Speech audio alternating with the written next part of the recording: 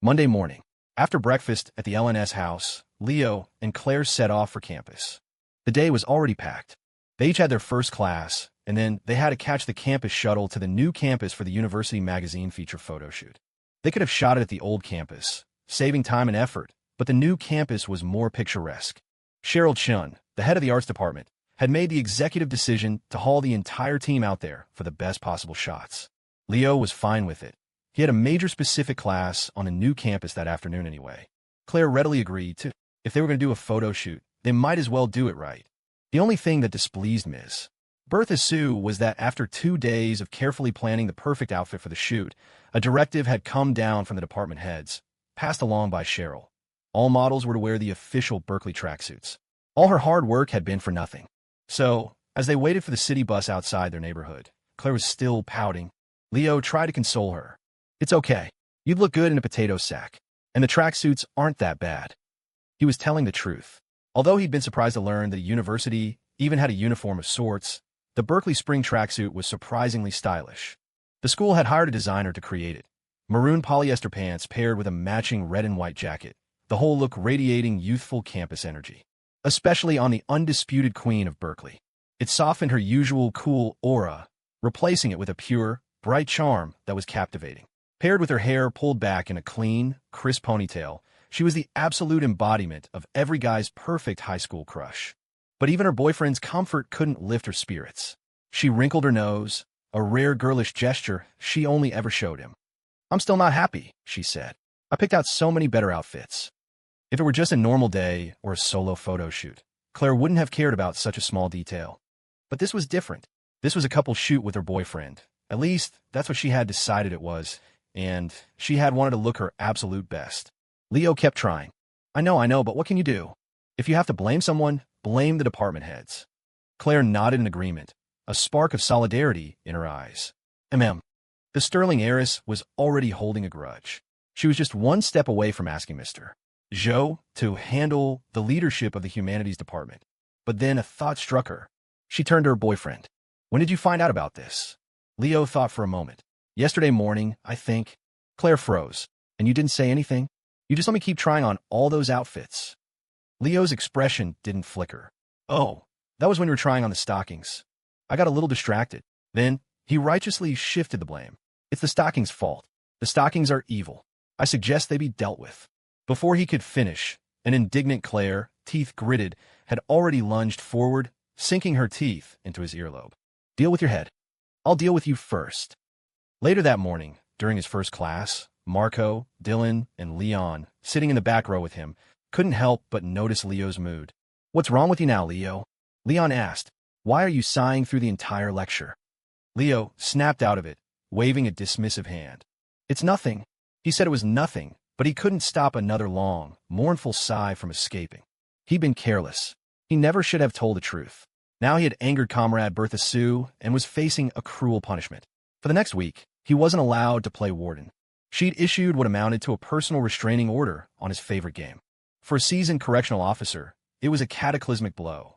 Still, when he thought back on the past weekend, all the different styles and colors of stockings he had seen his girlfriend in, and even had the privilege of appraising firsthand, a feeling of deep satisfaction washed over him. A week's suspension was a week's suspension. It was worth it. Since his advertising class had a lecture on the new campus that afternoon anyway, Leo said goodbye to his roommates after his first class and left early for the photo shoot. When he got to the campus parking lot, Claire was already there, waiting by the shuttle bus. Leo sidled up to her. Hey, beautiful. You here alone? Can I get your number? The role play was on. Claire shot him an icy glare. No, I have a boyfriend. A look of dawning realization crossed Leo's face. Oh, is that so? My apologies, how rude of me. He then looked her up and down, his voice full of awe. A woman as beautiful as you. Your boyfriend must be incredibly handsome. A true paragon of charm and sophistication. Claire glanced at Leo, a faint smirk playing on her lips. She answered lightly. He was quite handsome. Tragically, he died young. I'm in mourning. Leo was silent for a beat, nearly choking. Hey, Comrade Bertha Sue, you can't just kill me off. That's not how the scene is supposed to go. Claire sniffed. Serves you right for making me mad. You deserved it. He shamelessly closed the distance between them. Come on, don't be mad. I'll make you something good to eat tonight when we get home. Claire turned her head away. Not hungry. Leo circled around to her other side. Hot pot. Not hungry. Spicy noodle soup? Not hungry. How about you just eat me? Eat your head. Not hungry.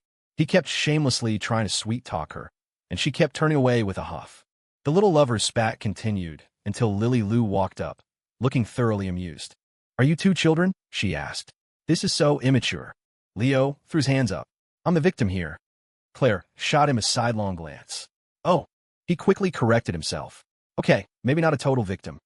It's my fault, my fault. Lily couldn't help but laugh, taking Claire's hand. All right, don't be mad anymore.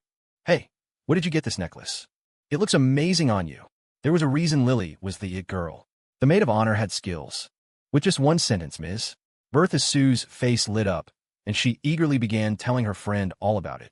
Watching the two of them chatting and laughing intimately, Leo suddenly felt the need to give his best friend's wife, Tessie Yuan, a call.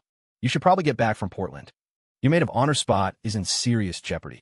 The it girl of the humanities department and the Queen of Berkeley, standing together laughing and chatting, easily became a breathtaking sight for anyone passing by. Talk turned to the photo shoot, and Lily, who was more in the loop, eagerly shared the intel with Leo and Claire. The weather's great today, she began. I heard it's not just our department shooting on the new campus. A few other departments probably picked today, too. And the school is taking the magazine seriously this time. So every department's arts committee is pulling out all the stops. They'll be sending out all their own it girls and it guys to represent them. Like that girl from the School of Law and Politics, CH. Leo instinctively filled in the blank. Chloe Cheen.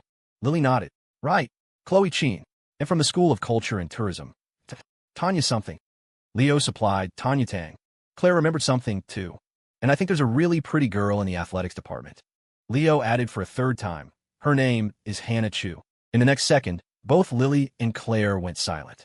Their eyes slid over to the young man who seemed to have an encyclopedic knowledge of all the beautiful women in every department.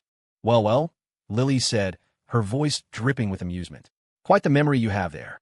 You can rattle off the names of all the pretty girls from other departments, can you? It was only then that Leo realized he'd walked into a trap. Facing the dangerous glares of the two women before him, he calmly explained, Oh, I don't really pay attention to that stuff. It's mostly Leon, Marco, and Dylan talking about them all the time. He skillfully passed the buck.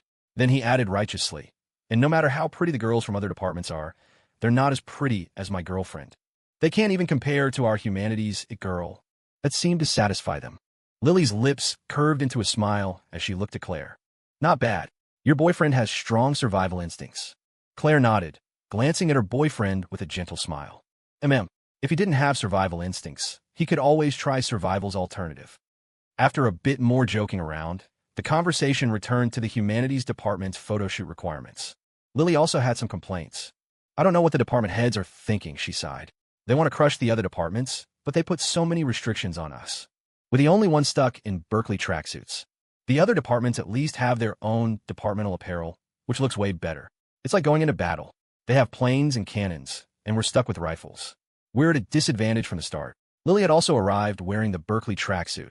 Although she didn't fill it out quite like Claire, the uniform still made her look pure and lovely, with a warm girl-next-door vibe. Normally, that would have been more than enough. But this magazine feature was a fierce competition between departments, and they'd already heard that plenty of other it girls and it guys were being deployed. Berkeley was known for having not just brilliant students, but also a high number of attractive ones, far surpassing other universities. It was enough to make even Lily, the humanities it girl, feel the pressure. But pressure was just pressure. She glanced at Claire beside her and couldn't help but smile. But it's fine. When the sky falls, the tall ones hold it up. Cheryl is a genius. She got Leo involved, which meant you, the Queen of Berkeley, got roped in too. In this magazine showdown, our humanities department can already declare victory. Indeed, even though both of Berkeley's campuses were filled with beautiful women from every department, when the Queen herself appeared, there was no contest. She effortlessly outshone them all. For Lily, what was once a source of pressure now felt like no burden at all with Claire by her side. To use a gaming analogy, it was like a high-ranked player teaming up with a world champion pro. Any opponent, no matter how skilled, would be easily crushed. Or, to use a fantasy novel analogy, it was like a set competition. You send out your prodigy. She sends out her holy maiden. And I show up with an empress from the immortal realm for a complete dimensional takedown. They didn't have to chat for long before Cheryl Chun arrived with several members of the arts committee, lugging camera equipment. They were all familiar with each other, and they exchanged warm greetings. When Cheryl saw Claire and Lily, her eyes lit up, and she showered them with praise. "Oh my God, are you two trying to kill someone looking this gorgeous? You're barely even wearing any makeup, and you're this beautiful. With you two on our side, our department is guaranteed to win. We're going to absolutely dominate this magazine feature." Nearby, the one who had been automatically categorized as part of the domination raised his hand. "Cheryl, I'm here too." He was hoping for a little praise himself. Cheryl's eyes swept over to him. She looked at Leo and waved her hand cheerfully. "You're not bad either, kid. Standing next to two beauties, you definitely count as a guy." Leo was speechless. Claire, Lily, and the other arts department members couldn't help but stifle their laughter. Leo's face darkened. "Great, so I'm just a prop. Used and then tossed aside." He suddenly understood how his friend Kevin must have felt when Mr. Harrison used to critique him. Once everyone had arrived, they prepared to board the shuttle. As they were getting on, Claire made a point to check with Cheryl. "The department wants to show off our youthful campus spirit. I'm wearing the tracksuit, but I also have this necklace on. Is that okay?" Cheryl glanced at the platinum ring pendant on Claire's chest and, without a second thought, waved her hand again. "What's not okay about it? That necklace is fantastic. It looks insanely good on you. Wear it. You have to wear it."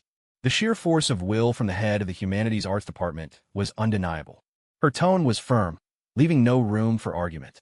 She then proceeded to list off 6 or 7 different reasons why the necklace was perfect, all without blushing or batting an eye. The arts committee members whispered among themselves. "Cheryl is really working hard to get the campus queen on our team. The last time she was this passionate was when she sweet-talked a sponsor into giving us $10,000 for school arts festival." Leo and Lily were stunned. They looked at Cheryl with newfound respect. As expected of the department head, Claire couldn't stop the smile from spreading across her face. In fact, the future CEO of Sterling Holdings was already making plans. "This one's talented. I'll recruit her for Sterling Holdings later." The shuttle departed on time, leaving campus through the east gate and heading down the highway toward the new campus. The trip would take about 40 minutes. Most of the students on board were on their phones, reading novels, playing games. More than half of them had the text-based interface of Garden Grab open, completely engrossed in rating their friends' virtual crops. The game had been online for 2 months now, with a stable average of 15 million active players. Happy Nest's main source of revenue now came from in-game purchases in Garden Grab. Seeing nearly a third of his fellow students on the bus battling it out with such enthusiasm, Leo, as a partner in Happy Nest, felt a deep sense of satisfaction. That's the sound of money. He noticed a student in the row ahead of him had run out of fertilizer and was about to open the in-game store to buy some premium fertilizer. Leo leaned forward and offered a helpful tip. "You should get the $12 pack. There's a promotion right now. You get an extra fertilizer gift pack with it." The student in front of him blinked, then checked the game's announcement board and saw it was true. Delighted, he quickly used his phone's SMS billing to make the $12 purchase.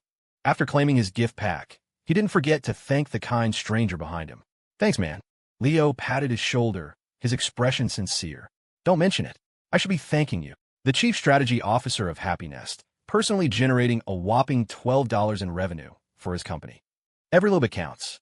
If a campus shuttle has 50 seats, and every student in every seat plays Garden Grab, and each of them spends $12, that's $600. Round that up a few times, and it's practically $100 million. Seeing Leo so enthusiastically promoting the game, Cheryl Chun, sitting beside him, couldn't help but tease, "Hey, what are you doing? Acting as a salesman for Garden Grab? What, do you get a commission for every purchase?" As expected of the arts department head, she was dangerously close to the truth. Leo paused, then replied without missing a beat, "Of course not. It's not like I'm a CEO of Happy Nest or something." The other arts department members chimed in, laughing, "But that game really is addictive. It would be great if Leo was the owner of Happy Nest. He could give us all free credits, or at least a discount, huh?" They soon discovered that they were all dedicated Garden Grab players who had contributed a fair share to the in-game store since it launched. Lily Liu joined the conversation with a smile. The Humanities It Girl was also a diehard fan. However, as she put it, she was a free-to-play user, a $0 warrior who generally didn't spend money on games. Suddenly, Leo's opinion of Lily dimmed slightly. A girl from such a well-off family, not even willing to spend $6 on the starter pack? How inappropriate. -1 point for Lily Liu. Her position as a bridesmaid will be lowered by 1 rank. Maybe from now on, the competition for the roles of maid of honor and best man should be based on in-game purchase amounts. Let them compete for the positions. The biggest spenders get to be the maid of honor and best man. Speaking of which, Leo recalled that the biggest spender on his friend's list was a certain it girl from a school of arts. They were both it girls, but Isabella Zhao's dedication was on another level. Not only did she work diligently at Mako Entertainment, but she also turned around and spent her salary on Happy Nest, truly practicing the philosophy of earn it at Mako, spend it at Garden Grab, not a penny taken home. For Leo, it meant the salary he just paid out for Mako Entertainment was immediately funneled back to him through Happy Nest. Rounding things up again, it was like Ms. De Zhao was working for him for free. It was hard to find such a perfect, heaven-sent employee. The kind-hearted, black-hearted capitalist was so moved that he considered giving his #1 employee a raise. No cash, though. I'll convert it directly into Happy Nest game currency. In contrast, Claire was the one person on the bus who wasn't particularly enthusiastic about Garden Grab. For some reason, when the Queen of Berkeley played the farming game, almost no one dared to steal her vegetables. The only thief bold enough to venture into her fields, which seemed to be shrouded in her cool, aloof aura, was a certain Leo Hammer Wallace.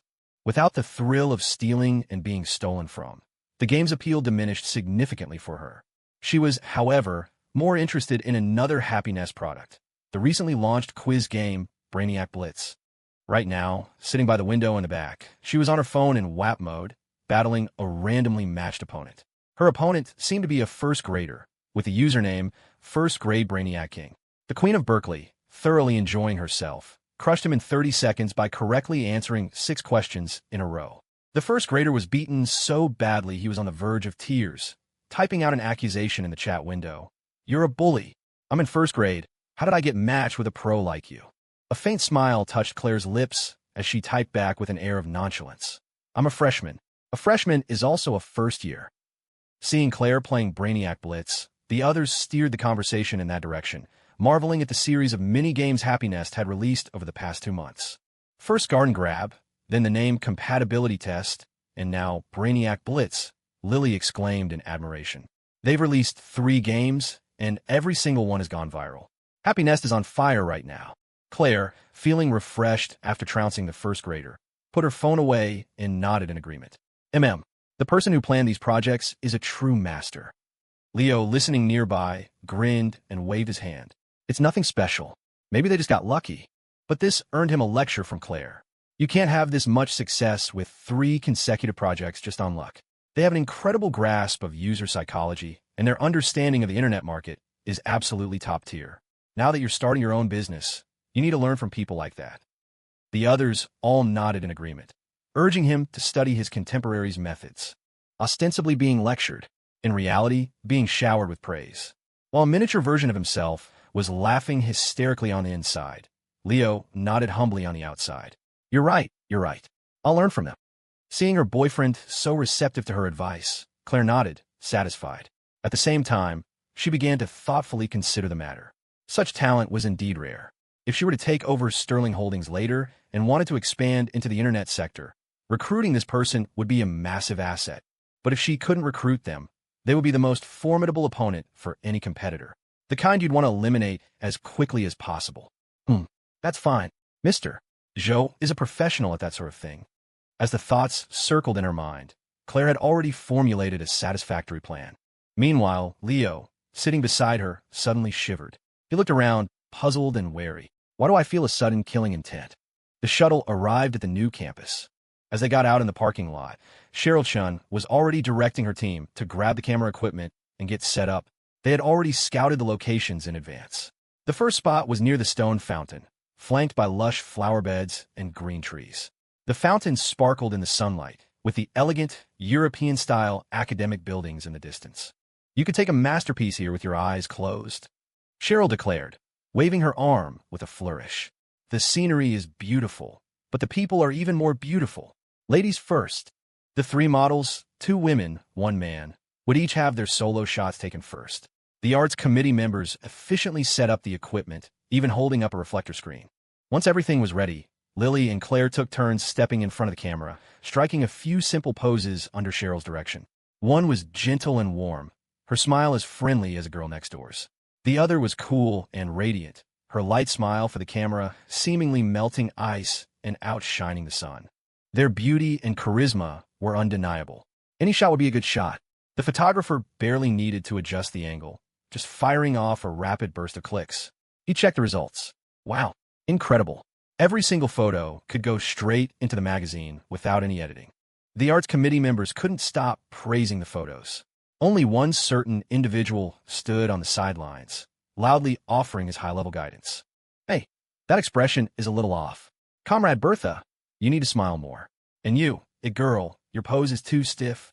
Don't try to look cute, just be natural. Cheryl finally had enough and smacked him on the back of the head. Enough with the useless commentary. If you're so good, you do it. It's your turn. The keyboard warrior was forced onto the battlefield. For all his talk, when it was his turn to stand alone in front of the camera, Leo was suddenly stiff and awkward. His posture was rigid. Beside the peace sign, he had no other moves. Now was Claire and Lily's chance for revenge, and they weren't about to let it slide. Standing beside the photographer, they critiqued him mercilessly. Model, stand up straight. Why are you slouching like an old man? It's a photo shoot, be confident. Why do you look so guilty? My, wasn't someone just an expert a minute ago? All talk and no action, I see. The two girls stood there with mischievous smiles, kicking him while he was down. Leo gritted his teeth. Just you wait. He tried his best to pose, but he'd never had any experience or habit of being in front of camera in either of his lives. Every position felt unnatural. Cheryl watched, her frustration growing. I asked you to take a picture, not walk to your execution. Why you look so tragic? Chest out, stomach in. Yes, like that. Stomach in.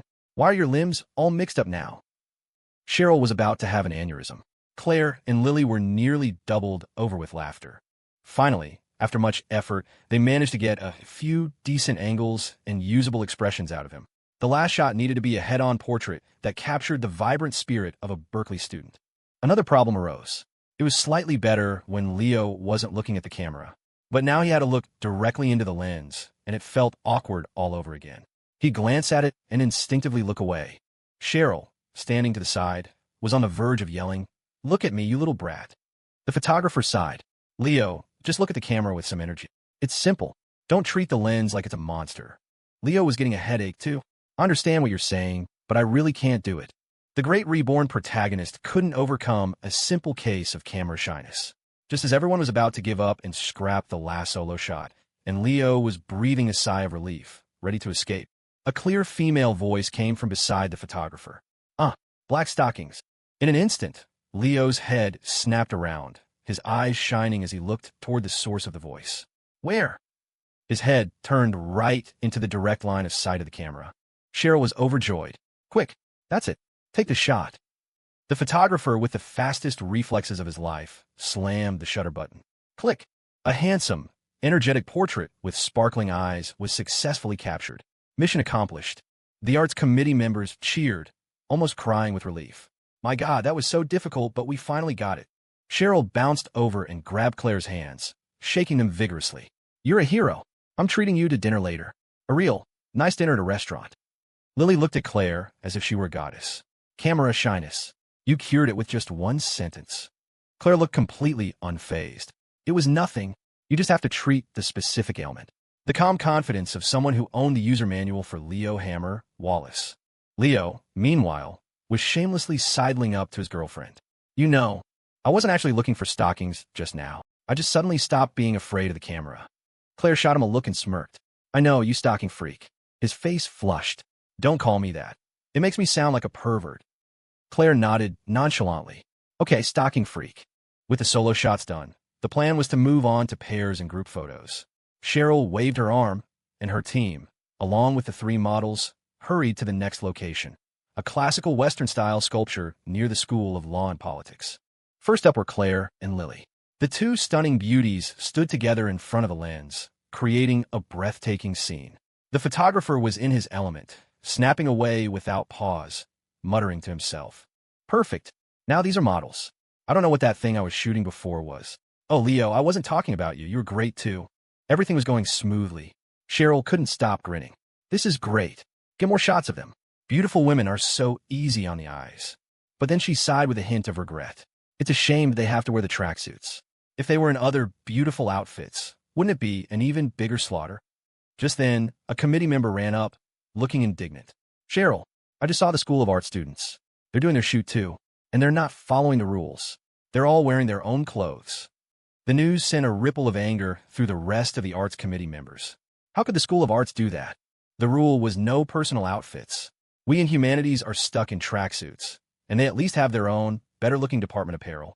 Lily, however, wasn't surprised. She just shook her head. That's how the School of Arts has always been. They're constantly competing with each other within their own department. An opportunity like the university magazine comes along, and all they can think about is outshining everyone else. They'll do whatever it takes. She pursed her lips. Frankly, it just shows they're not confident in their own looks. I heard their girl, Isabella Zhao, isn't here today. It's just a few other girls from the performance department who fought for the spot. If it were Isabella, she probably wouldn't pull a stunt like this. I wonder what she's doing, not stepping up for her department. Leo, standing nearby, stroked his chin, probably busy with work. As a black-hearted capitalist who had just assigned his #1 employee a mountain of new tasks, he knew that the it girl in question was likely buried in work. She certainly wouldn't have time for a magazine photo shoot. The arts committee members looked hopefully at their leader. Cheryl, they broke the rules first. Maybe we should switch to our own outfits, too. Cheryl's expression shifted. After a moment of conflicted hesitation, she finally shook her head. No, them breaking the rules is their problem. If we do the same, then it becomes our problem.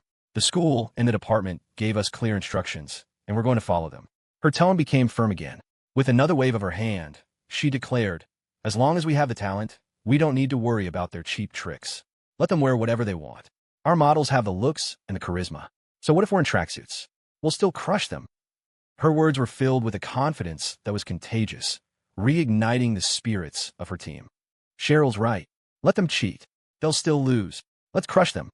Claire walked over with her phone and confirmed with Cheryl. So, we're definitely not changing? Cheryl nodded. Yep, we're sticking with the tracksuits. Claire looked slightly disappointed. All right, she didn't really care about competing with other departments. She just thought that if she could wear a few of her nicer outfits, the pictures with her boyfriend would turn out better. But since Cheryl had made her decision, she didn't press the issue. She took out her phone and typed a message to the retired Special Forces operative she had just texted. Never mind. You can return the wedding dress to the shop. One can only imagine the shock that had shattered the ex-soldier's composure upon receiving the first text. The photo shoot continued as planned. Next, it was time for Leo and Claire, the power couple, to be in front of the camera. The entire arts department team was fired up. Let's do this. We have to get the perfect shots of Leo and the Queen. It was strange. When Leo was shooting alone, he was awkward and his expressions were forced. But as soon as he was with his girlfriend, he found his groove. The two of them were completely natural and relaxed, laughing as they looked at each other or holding hands for the camera. So relaxed, in fact, that they almost couldn't stop themselves. Claire took a step forward with a playful smile, nearly pressing herself against him. Leo instinctively reached out and wrapped an arm around her waist. In the frame, the young man was tall and slender, with a handsome, warm demeanor. The young woman was exquisitely beautiful, almost ethereal. They looked like a match made in heaven. The arts committee members watching gasped. Wow, they're so perfect together. One member asked their leader with a hint of concern, Cheryl, this is supposed to be a feature on outstanding students. Is it okay if we make it look like a couple shoot? Cheryl, who was watching with a delighted grin, waved her hand dismissively. No problem. We're not explicitly saying they're a couple. Berkeley has a very open-minded atmosphere, and the students are friendly. What's wrong with putting an arm around a waist? They're just good friends. It's perfectly reasonable. The other members chimed in enthusiastically. Reasonable. A breeze blew past, catching a strand of the girl's hair in shot. Leo reached out and tucked the stray hair behind his girlfriend's ear.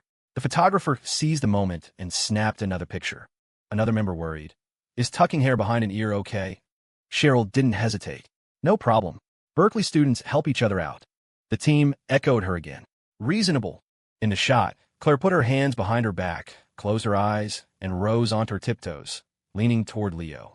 Leo instinctively started to lean in for a kiss, then caught himself. Cheryl, isn't this going a little too far? Cheryl pushed the photographer aside, snapped the picture herself, and declared decisively, just don't actually kiss. The wind was strong, and the girl got something in her eye. What's wrong with a male classmate helping her blow it out? All the members shouted in unison, their voices ringing with conviction. Reasonable. The sound was so loud it startled a flock of birds from a nearby tree. Even some other students walking by were drawn by the noise, looking over in confusion. What's going on over there? All we hear is reasonable. Reasonable. Is it some kind of cult? Finally, the photo shoot was a wrap. A thoroughly satisfied Cheryl Chen treated everyone to a nice lunch at a small restaurant outside the new campus. After eating, the arts committee team prepared to head back to the old campus. Lily went with them. Leo's advertising class had a lecture on the new campus that afternoon. He had wanted his girlfriend to take the shuttle back with the main group, but Claire said she wanted to wait for him to finish class so they could go back together. So they both stayed. After saying goodbye to everyone, Leo and Claire took a stroll around the new campus. When it was almost time for his class, Claire told him to go on ahead while she explored a bit more. After they parted ways, Claire wandered aimlessly between the academic buildings. She found herself on the second floor of the art building, near the drawing studios. Her interest piqued. She remembered that some of her boyfriend's student artists worked here. With her hands clasped behind her back, she casually walked into a studio and looked around. Finding nothing of particular interest, she turned to leave.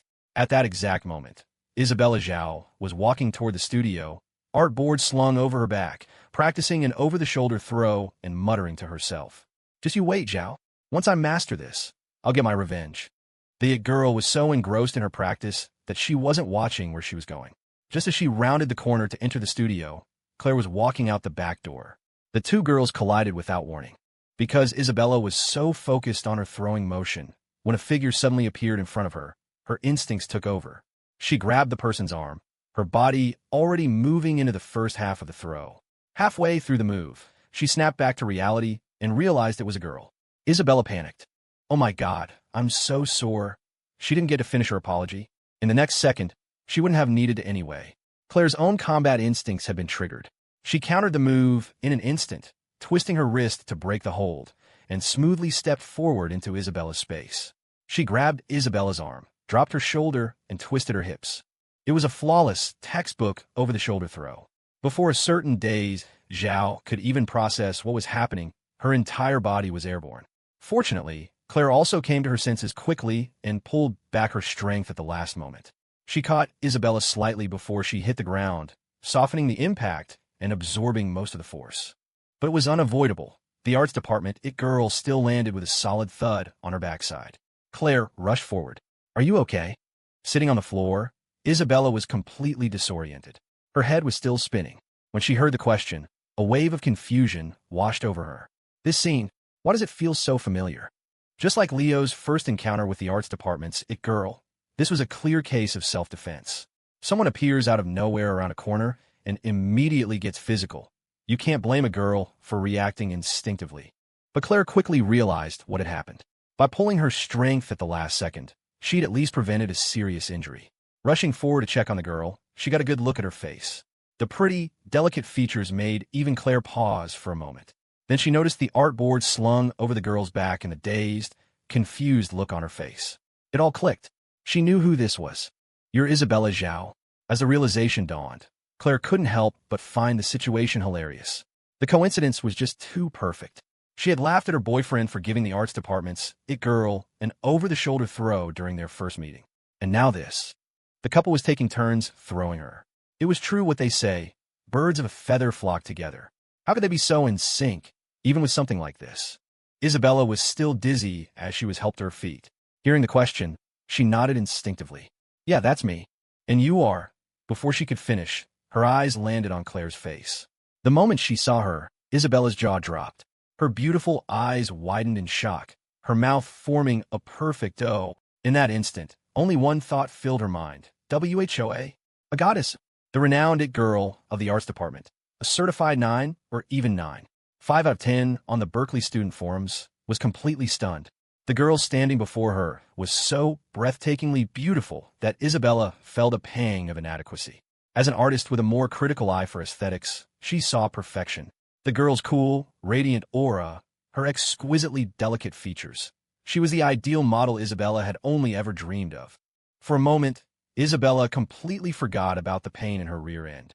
You're so beautiful, she murmured. Can I just touch your face? Just for a second. She unconsciously reached a hand toward Claire's cheek. But in her daze, the movement was too abrupt. It pulled on the bruised muscle in her backside. A sharp pain shot through her, and she gasped, sucking in a sharp breath. Ow! Her hand shot back to her rear end, and she grimaced, tears welling up in her eyes. Ow, ow, ow. Claire found the whole scene both funny and exasperating. If you know it hurts, then maybe you've learned your lesson, she lectured. You can't just go around attacking people you bump into on the street. What if you can't win? You could get hurt. Her tone wasn't harsh, but it carried a natural authority. Isabella shrank back, looking guilty and ashamed, and meekly nodded. I'm sorry. Claire waved a dismissive hand. It's fine. Just be more careful next time. You're lucky it was me. I went easy on you. Otherwise, that would have been a much harder fall. Isabella was still dizzy from the lecture and the lingering pain. She obediently replied, Well, thank you then. Only after she said it did she realize something was off. Why do those lines sound so familiar? A smile almost broke through Claire's composure. Her boyfriend was right. She really is this dazed. So easy to fool. Claire helped her into the art studio and pulled over a chair for her, not forgetting to add a few more words of advice. Don't be so reckless in the future. If you're not skilled enough, practice more first. Isabella winced as she carefully lowered herself onto the chair. I'm good at fighting, she muttered defensively. Most people are no match for me. You're the only one. Claire raised an eyebrow, a hint of a smile playing on her lips. The only one? Isabella looked away guiltily. Okay, the second one. Then something clicked. This impossibly beautiful girl seemed to know a lot about her. Isabella looked at Claire with suspicion. Do you know me? A smile graced Claire's lips. The it girl of the arts department. An employee of Mako Entertainment's art team, right? Isabella's chest puffed out with pride. I'm a team leader. Then, in the next second, she realized. Wait, how do you know I work for Mako Entertainment? The team leader's eyes widened as she looked at Claire with a mix of shock and suspicion. Do you know our boss? Claire's smile widened. I'm the boss's wife. One sentence, and Isabella's world exploded. A thunderclap seemed to go off in her head. She was completely stunned. The boss's wife? Looking at the goddess-like woman before her, Isabella could hardly believe her ears. You're Kevin Zhao's girlfriend. This time, it was Claire's turn to be stunned. A giant question mark appeared over her head. Then it hit her. Claire almost didn't know whether to laugh or cry. This boyfriend of mine. What kind of nonsense is he up to? He's acting like a child. So immature. In the next second, the Queen of Berkeley extended her hand with perfect poise and a slight smile. That's right. It's a pleasure to meet you. My name is Tessie Yuan. Please take care of me. Not long after the Mako Entertainment boss's wife bid a graceful farewell to the company's #1 employee, the rest of the art team members arrived at the studio, carrying their art boards and brushes. Seeing their team leader already there, they greeted her warmly. You're here so early, team lead. First one here again. Then they noticed she seemed to be in a daze. Team lead? Team lead? What's up? Isabella finally snapped out of it. Hearing her team's concerned questions, she just shook her head. It's nothing. I just met the boss's wife. That single statement caused an uproar. The boss's wife? No way. For real? What does she look like? Is she pretty? Bombarded with questions, Isabella recalled the stunningly beautiful woman she had just met, and she felt a little dazed all over again. Insanely beautiful. Like a goddess. Another wave of shock went through the team. A goddess? Our boss managed to land a goddess-level girlfriend. Isabella instinctively wanted to agree. Her first reaction had been the same. How could such a beautiful goddess possibly be dating their boss? But then a dull ache from her backside reminded her of the familiar sensation of that over-the-shoulder throw in the hallway. The it girl rubbed her rear end, a shiver of fear running down her spine. Okay, the boss and the boss's wife. They actually seem pretty well matched. In the advertising design classroom, when the professor's voice suddenly became deep and magnetic, his posture straightening as if he were a middle-aged man experiencing a second spring, the students instinctively looked toward the hallway door. Seeing the familiar, cool, radiant figure of the girl outside, they all understood. Then they shot a sidelong glance at their professor. Yep, they got it. It was nothing new. When the Queen of Berkeley made an appearance, her charm was universal, affecting men and women, young and old. The professors in the advertising program even secretly competed amongst themselves, arguing over whose class she audited the most, as if it were a testament to their own teaching prowess. But in reality, none of it mattered. Everyone knew she was only there for one person. When class ended and they watched Leo casually get up and walk out to meet the girl in the hallway, the cool campus queen's face broke into a gentle smile as she took her boyfriend's hand. The handsome couple, silhouetted against the setting sun, looked perfect together. It made the rest of the advertising class sigh with envy. They're so perfect. Damn it, Northwood High really needs to be stopped. It was no wonder everyone was jealous. The undisputed queen of Berkeley, personally picking up her boyfriend after class. Who wouldn't be green with envy? The three members of room 520, however, weren't jealous. Their attitude was excellent. They might not be dating the campus queen, but they had a rock-solid friendship with her. Out in the hallway, Marco and the others waved enthusiastically at Claire. Bertha. Yo, Bertha. Here to walk Leo home. Claire smiled and waved back. The trio from room 520 immediately stood a little taller, their tails practically wagging with pride. They shot smug looks at the other students filing out of the classroom. See that? Yeah, you see that. The Queen of Berkeley in your eyes. That's our room 520 brother's wife, our Bertha. It was all thanks to Northwood High. Praise be to Northwood. The campus shuttle wasn't leaving for a little while, so Leo and Claire went to the small convenience store by the parking lot to grab some drinks. As they browsed the shelves, they chatted casually. Leo asked what she had been up to that afternoon while he was in class. Claire answered nonchalantly, nothing much, just wandered around. Then she added, I ran into your number one employee. We talked for a bit. Leo blinked, then it clicked. Days Zhao. Oh, I mean, Isabella Zhao. In the next second, he grew cautious, lowering his voice. You didn't reveal too much, did you? To her, my name is Kevin Zhao. Claire glanced at her boyfriend, completely unruffled. Relax. I tested you on. Know what I'm doing. Her words immediately set Leo's mind at ease. He grinned and high-fived her. Nice work, you sly fox. That's my girl. Claire returned the high five, her expression perfectly composed. A husband and wife scam. It's nothing. An innocent, heaven-sent employee meeting a boss and boss's wife like this. Her ancestors must have accumulated some serious good karma. After paying for their drinks and leaving the store, a relieved Leo casually asked his girlfriend, So, what do you think of her? Claire raised an eyebrow. She's definitely pretty. On par with Annie Cakes. She paused, a smile touching her lips as she added, and she's definitely dazed. In terms of intelligence, she and Annie Cakes are polar opposites. Finally, as if recalling something, a smirk played on her lips. And she's definitely not a fighter. Leo was about to nod in agreement when the last sentence threw him for a loop. He looked at his girlfriend, a question mark floating over his head. Huh? Then it dawned on him, and his eyes widened. You too. Claire's face remained impassive. It was just a coincidence. It's fine, I smoothed it all over. She even thanked me. Once on the shuttle, sitting in the back, Leo asked for more details about the first meeting between his number one employee and the boss's wife. Claire answered casually, saying they just chatted for a bit. She said everything's great. She's happy at work every day. The pay is good, and she gets 1 or 2 days off a month where she doesn't have to work overtime. The boss is great to talk to. She absolutely loves Mako Entertainment. Leo listened, nodding with satisfaction. Good, all true statements. This earned him a light, exasperated smack from Claire. You have a nerve to say that? 1 or 2 days off a month without overtime. So every other day is maximum intensity work? Even Scrooge wasn't as exploitative as you. As they were talking, a loud exclamation came from a male student in the front of the bus. Holy shit! Battle Through the Heavens updated. A wave of excitement swept through the shuttle. For real? Did it update early today?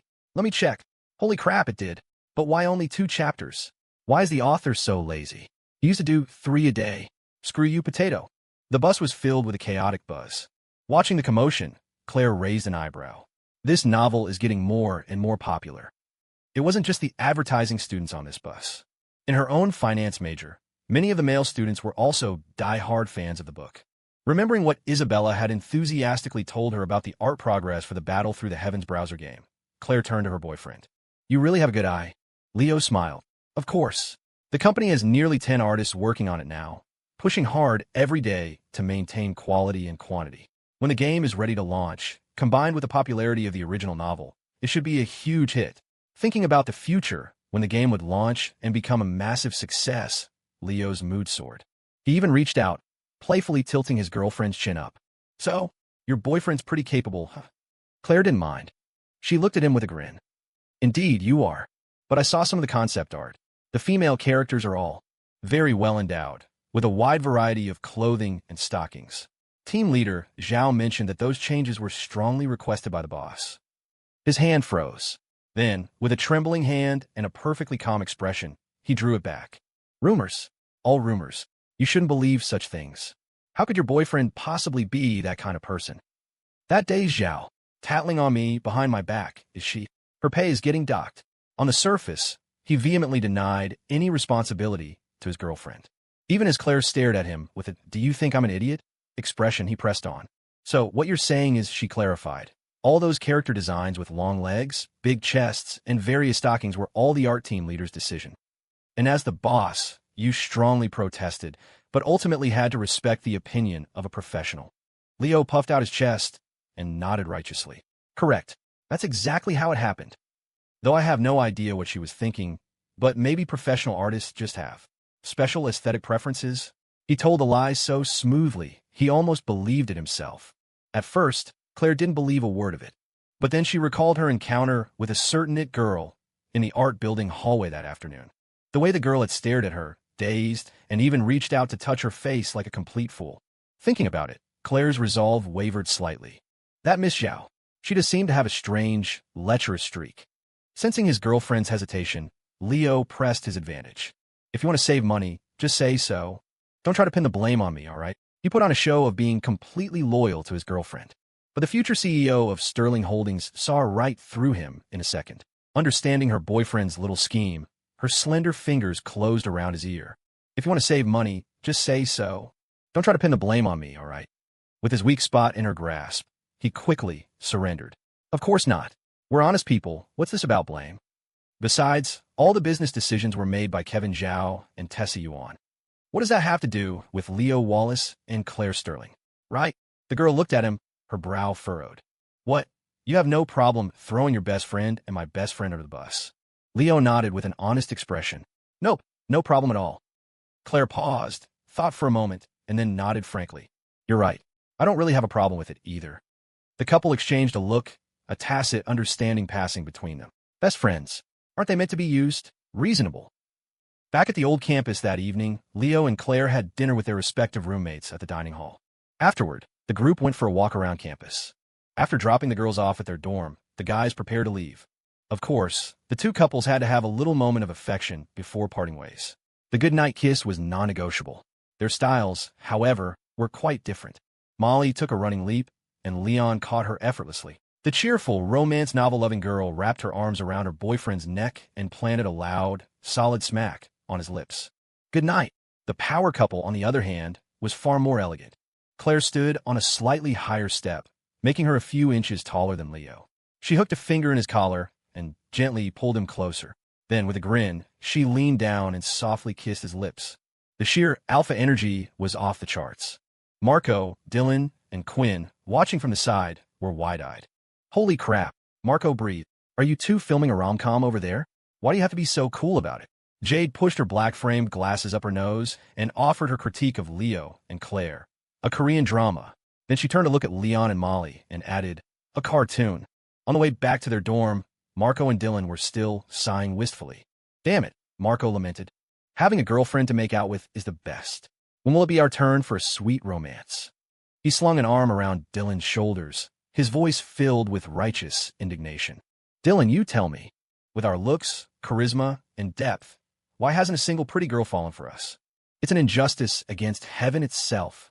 With no girls around, Dylan's inhibitions were gone, and he wholeheartedly agreed. Exactly. It makes no sense for us to be single. Marco threw his head back and yelled at the sky. Oh, heavens, please grant me and my good brother a girlfriend each. I'll do anything. Dylan yelled along with him. Me too. Marco hesitated for a second, then shouted again. Actually, if you have to, find me one first. Dylan can wait. Dylan whirled around, furious. Why shouldn't you wait? Let me go first. You're the fourth brother. I'm the second. Of course I go first. Traitor, take my Buddha's fury fire lotus. Oh yeah, you think I'm scared? Witness my flame-splitting tsunami ruler. Their friendship shattered in an instant. The two brothers of Gotham turned on each other, flailing and shrieking as they mimed moves from battle through the heavens, their playful fight carrying them down the path. Leo and Leon were left watching the retreating backs of their second and fourth brothers. Leo couldn't help but shake his head. And they want to find girlfriends. They should just stay single. Leon nodded in agreement and offered him a homemade date cake. Want one? Lately, The plot of Battle Through the Heavens had been building towards its climax, and the novel's popularity on Scrollverse was skyrocketing. It wasn't just Marco and Dylan. In Building 37, where Room 520 was located, you could often hear strange cries coming from other dorm rooms at night. Holy shit. Awesome. Medusa is such a queen. When is he going to get a new heavenly flame? Storm the Misty Cloud Sect. Kill Nalan. Steal Yinshan. Something strange seemed to have slipped in there. But the novel's influence was undeniable. Even in the dorm's hot water room, when two students got into an argument, they would square off by yelling, "Taste my Buddha's fury fire lotus." That evening, back in his dorm, Leo logged on to AIM on his laptop and chatted with Potato for a while. He sent over the latest batch of concept art for him to review. On one hand, it was a sign of respect for the original author. On the other, it kept him involved, ensuring he'd be more enthusiastic about promoting the game when it launched. Potato was full of praise for the art. He couldn't find a single flaw. In fact, it was a little too good. He confessed to Leo, slightly embarrassed. "Lately, I've been looking at the art for the female characters too much. All those long legs and big chests. It's made me accidentally write some borderline stuff. I almost got my account suspended by the site." Leo stared at the message. Then it hit him, and his face darkened. "So that's why my second and fourth brothers have been sneaking off to the bathroom with their phones every time the novel updates. And why there are always those strange noises." Pulling himself together, he started earnestly counseling Potato. "Don't write porn. We're legitimate authors. We don't stoop to such crooked methods." After considerable effort, Leo managed to pull the future king of web novels back from the deviant path of erotic fiction, at least for now. He breathed a sigh of relief. Setting the jokes aside, their conversation on AIM turned to business. Although the art for the Battle Through the Heavens browser game had been delayed in April and May, it was now more than halfway complete. The next major step was to get the game development and programming on the schedule. Leo hadn't been in a rush. In this era, most browser games used the same template. The models on the market were all more or less the same. All you needed to do was buy a basic template, make a few tweaks and adjustments, and it would be ready to use. Of course, he still needed to assemble a front-end and back-end programming team. "I've already dropped hints to my fan group," Potato typed. "Everyone is really excited about a Battle Through the Heavens browser game." Leo smiled and typed back, "I'll get on it as soon as I can. I'm aiming to have the first beta version ready by summer break." Leo had already given David Chung a heads up about needing to hire a programming team, asking him to keep an eye out for suitable candidates. The initial team didn't need to be large, quality over quantity. For back-end maintenance, he could even borrow some staff from Happy Nest if needed. Of course, what Leo really wanted was to find another employee with a divine physique for labor, like Isabella Zhao. His head of art at Mako Entertainment was truly a gem. Not only was she diligent and hardworking, but she was also easy to fool and even managed to gaslight herself into working harder. When David Chung had asked what kind of candidates he was looking for, Leo had shamelessly described Isabella's profile. The request was met with a full 30 seconds of silence on the other end of the line. Finally, David managed to choke out 3 words. "You are just..." He trailed off, then washed his hands of the matter, passing the task to his programming department lead, Hannah Ling. Hannah, a recognized beauty at Happy Nest, was also a Berkeley graduate from the School of Electrical Engineering and Computer Science. She had plenty of connections in her field. She readily agreed to help her little CEO Lin, promising to find him a batch of high-quality, low-cost programmers. But in return, Hannah had one condition. She wanted a chance to meet Mrs. Little CEO Lin in person. In her own words, "I just want to see for myself. What kind of woman with 800-point looks and charisma could possibly exist?" She was still holding a grudge over Leo's 8 out of 10 rating. Leo cheerfully agreed. "Sure, when the time is right." Generally speaking, anyone who dared to challenge Comrade Bertha Sue in a beauty contest didn't fare well. But for using the title Mrs. Little CEO Lin, Ms. Ling would at least escape unscathed. Of course, there was no rush. Leo was planning to wait until Happy Nest and his browser game project were both fully established. He wanted to build up a big success and then give his girlfriend another surprise. For the next couple of days, Leo and Claire stayed in their respective dorms. They went to class during the day, had dinner together, and then went for a short walk before heading back to their rooms. They couldn't just rush back to the LNS house every day after class. Humans are not beasts. They are not animals ruled by their lower halves. They need to have their own career aspirations and life goals. When he declared this righteously to his girlfriend over the phone, a smirk had formed on her lips. "Oh, is that so? I was thinking maybe someone just couldn't keep up." The comment nearly made him jump out of his chair. Who can't keep up? Comrade Bertha Sue, I could sue you for slander. If you've got the guts, come downstairs right now, and we'll go back to the LNS house and see who's right. The girl's cheerful voice came back through the phone. If it's not you, it's not you. Why are you getting so worked up? Don't be in such a hurry. The weekend is only 2 days away. There will be plenty of time to see who's right then. Her last few words were spoken slowly, deliberately, and sent a strange shiver down his spine. 1 second, Leo was proudly retorting, "You just wait. Don't come begging for mercy this weekend." The next second, after hanging up, his eyes were wide with panic. He whipped his head around to look at Leon in the bunk below. "Leon, for the next 2 days, I'm working out with you. There's no such thing as overplowed land, only an exhausted ox. To avoid exhaustion, the ox must train." So, for the next 2 days, Wednesday and Thursday, Leo's schedule included a new item, working out. The old campus at Berkeley didn't have many modern facilities, but it did have a newly built gym.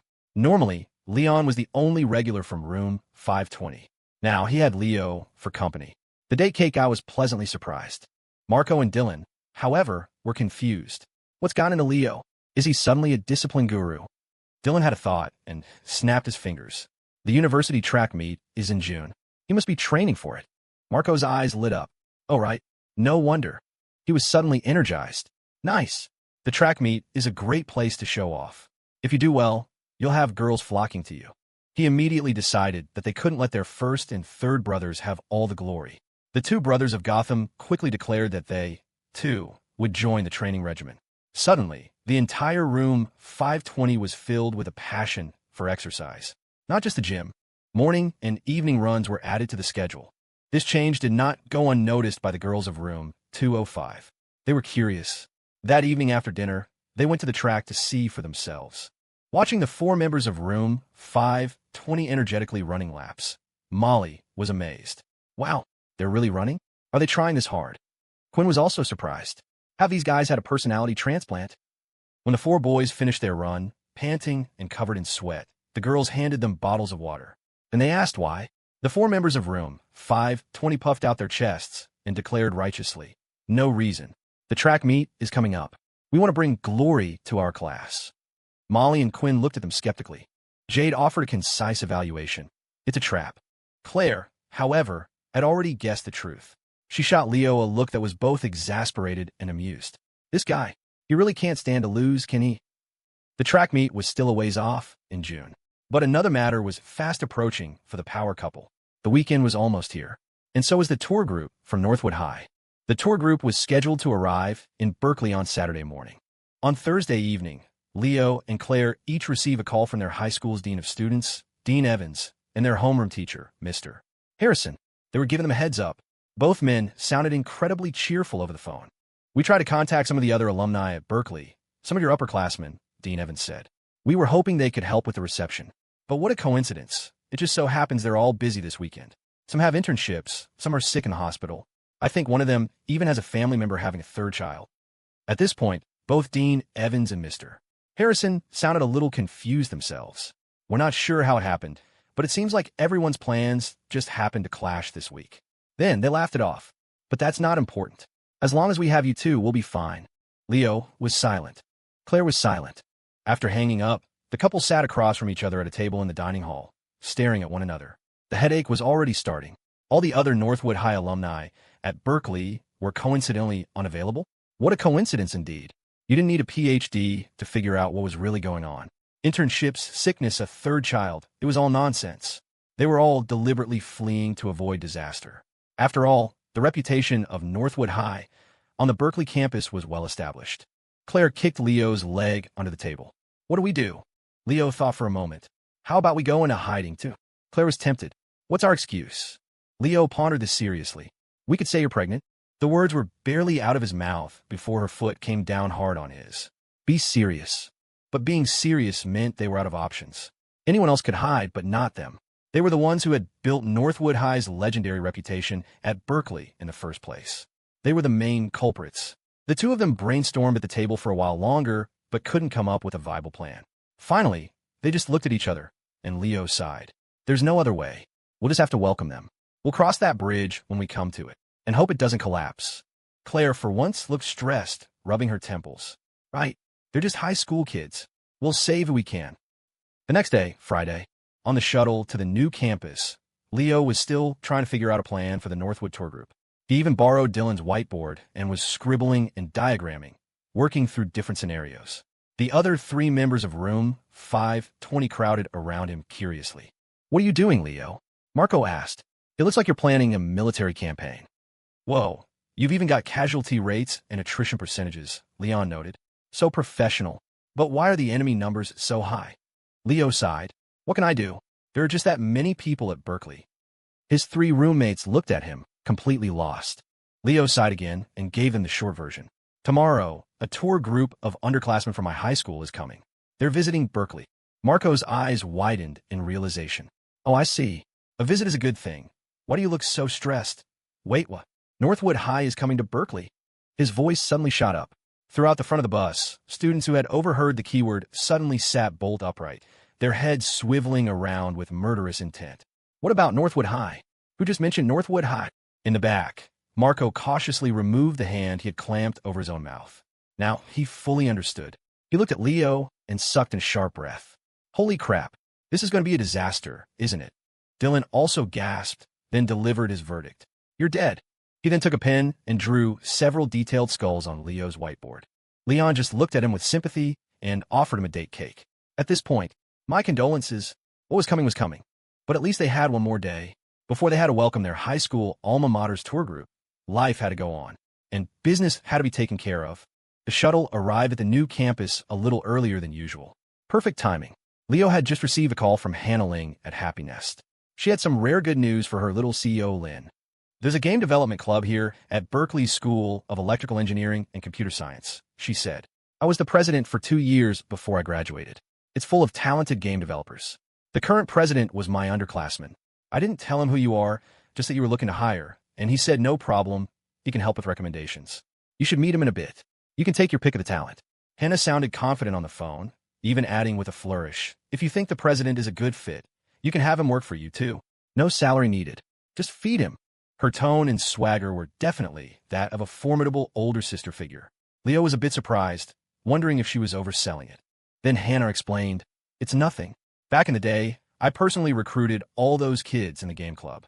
I raised them from scratch. The current president used to be a huge fan of mine." Her last sentence was tinged with a slight smugness, a clear jab at his earlier, "You're an 8, my girlfriend is an 800 comment." Leo didn't care. Smug was fine, as long as she delivered. He immediately showered her with praise. "You're amazing." It was still early before his afternoon class. After getting the contact information for the game club president from Hannah, Leo gave him a call. The guy happened to be free and was already on the new campus. They arranged a place to meet. Soon, they were sitting across from each other in a campus coffee shop. The game club president's name was Ken Zhou, a senior in ECS.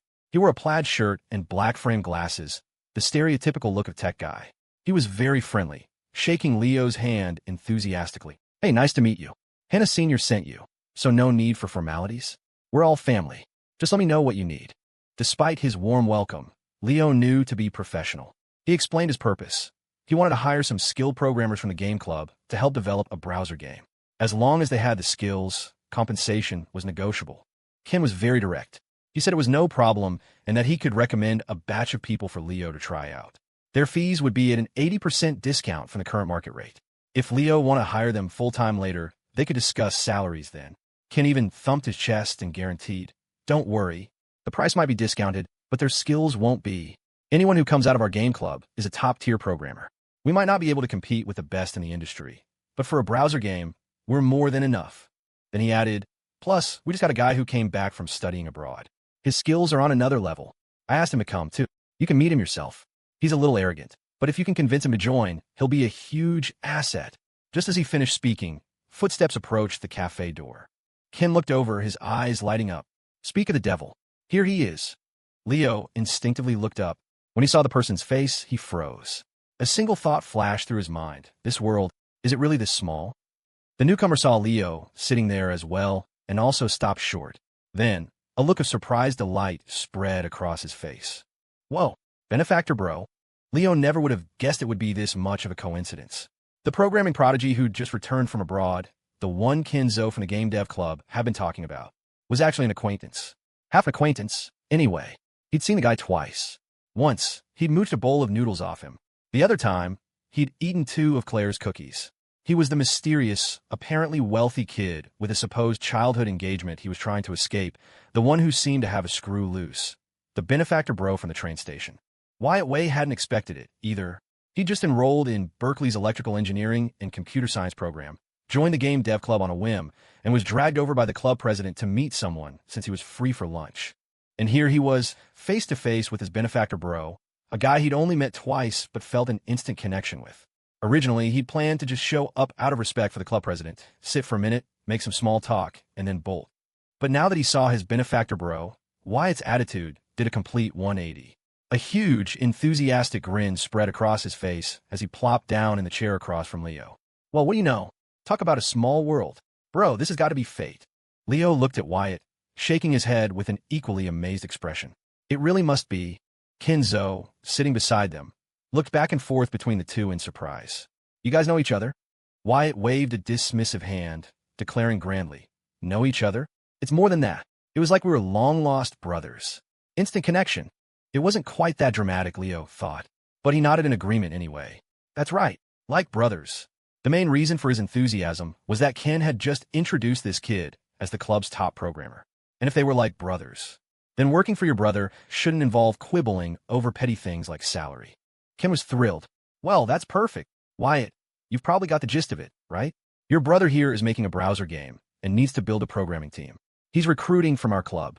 Aside from the seniors who are busy with graduation and internships, you're the best we've got. How about you take the lead on this?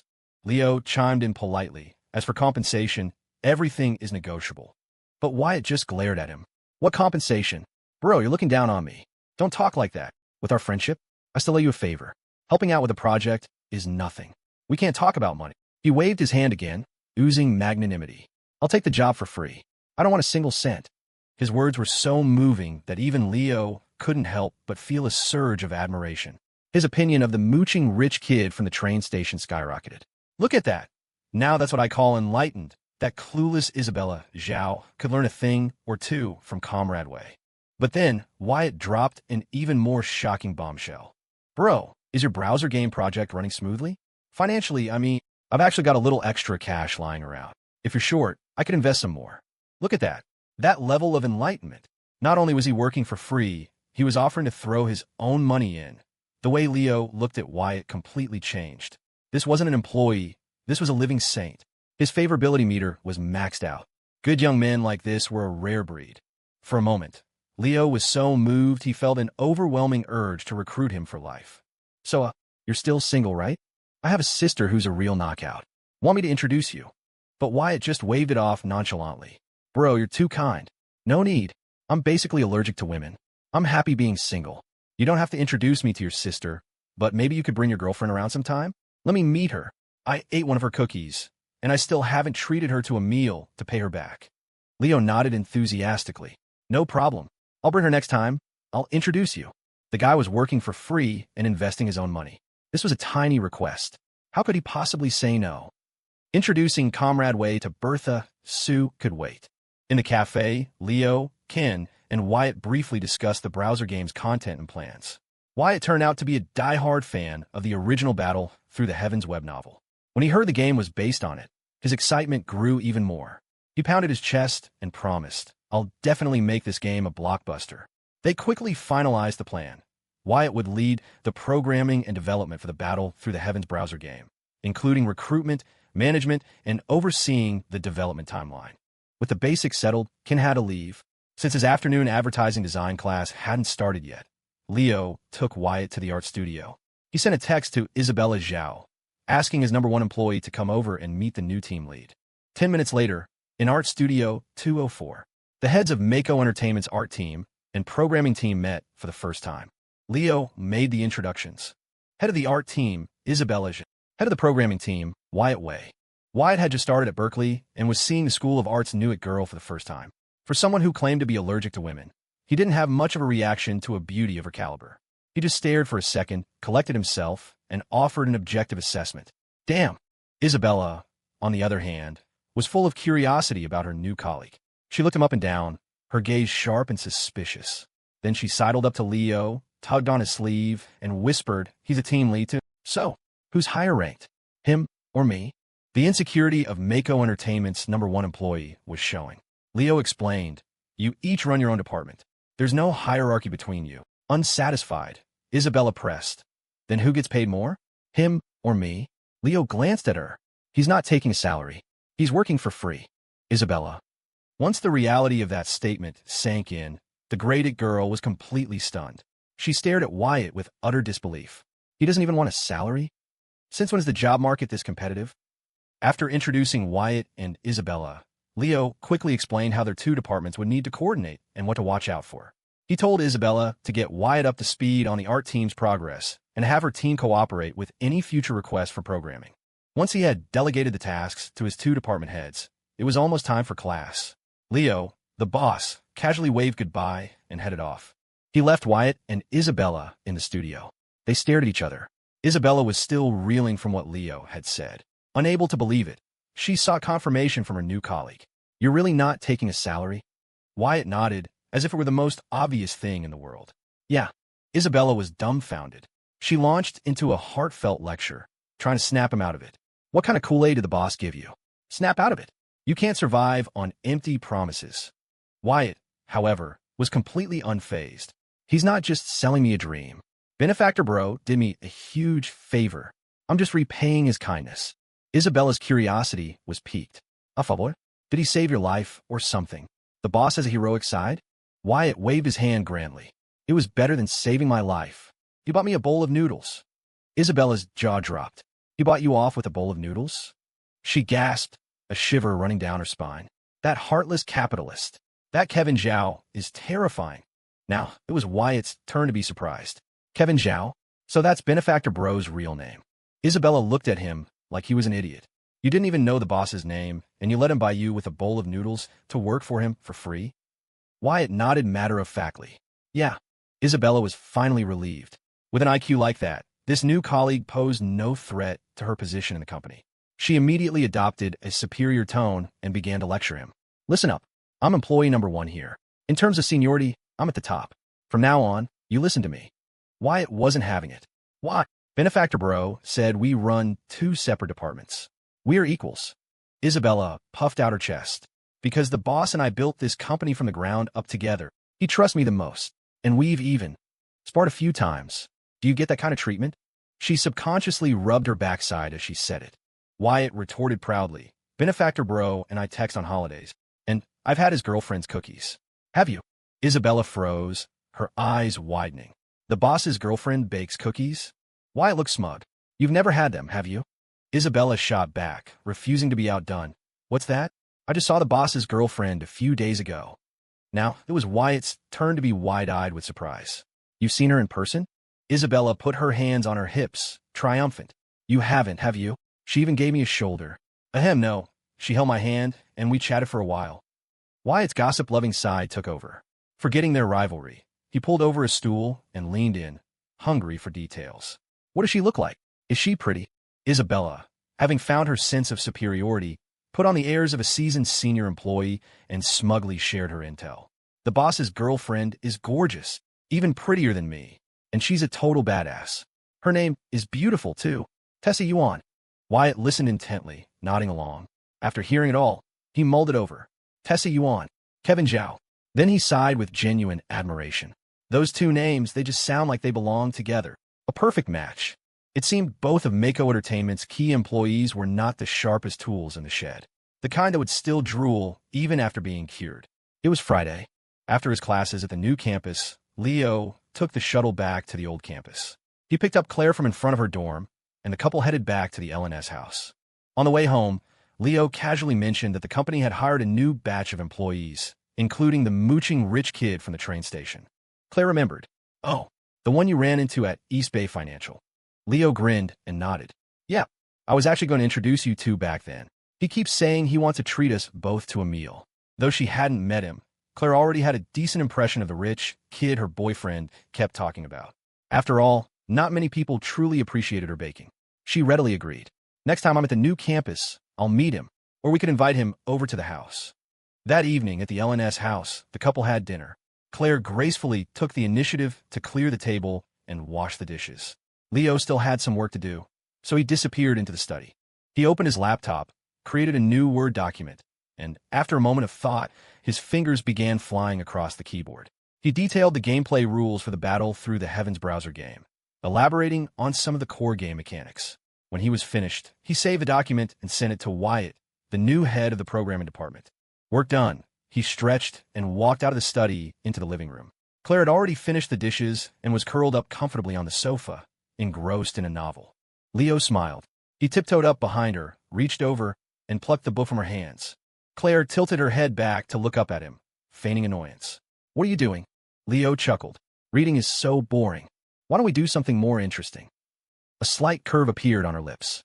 "Oh, and what would that be? I don't understand." Though her words were innocent, her eyes held a seductive glint.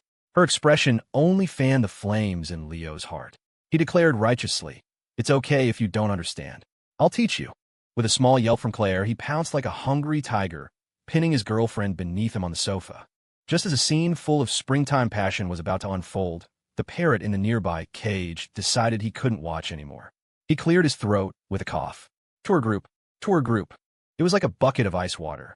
The playful couple on the sofa was instantly drenched, their mood extinguished. They froze, their hands stopping mid-motion. They looked at each other.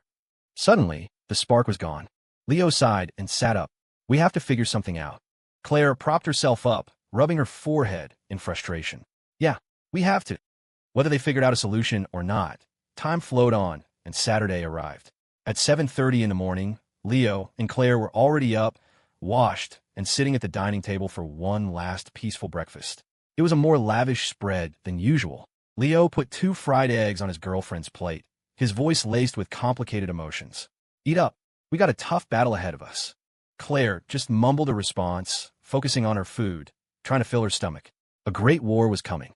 They needed to store up enough energy and stamina. After breakfast, they tidied up and prepared to leave. They made a point to bring Reasonable along, figuring he could serve as a reconnaissance unit and might just come in handy. Just before they walked out the door, Leo hesitated, turned to Claire, and said with sincere earnestness, "Maybe we should call Mr. Harrison. It's not too late to tell him you're pregnant." Claire didn't know whether to laugh or get angry. Pregnant with what? Want to go upstairs and try to make one right now? The suggestion made Leo's heart skip a beat. He glanced at the clock on the wall. 8:00 a.m. They had half an hour. His eyes gleamed as he looked at his girlfriend. "There's enough time. We could try 3 times. The words had barely left his mouth when she gave him a light, exasperated rap on the forehead. "You little pervert. Let's go." She grabbed her boyfriend and dragged him out the door, still shaking her head in amusement. 3 times, he says. Your ambition knows no bounds. At 8:15 a.m., Leo and Claire arrived at the east gate of the university. At 8:20 a.m., their reinforcement from room 205 and room 520 arrived and assembled. They slapped Leo and Claire on the shoulder, giving them high fives and solemn vows. "Don't worry, we've got your backs. There's only one objective: ensure the tour group makes it out alive."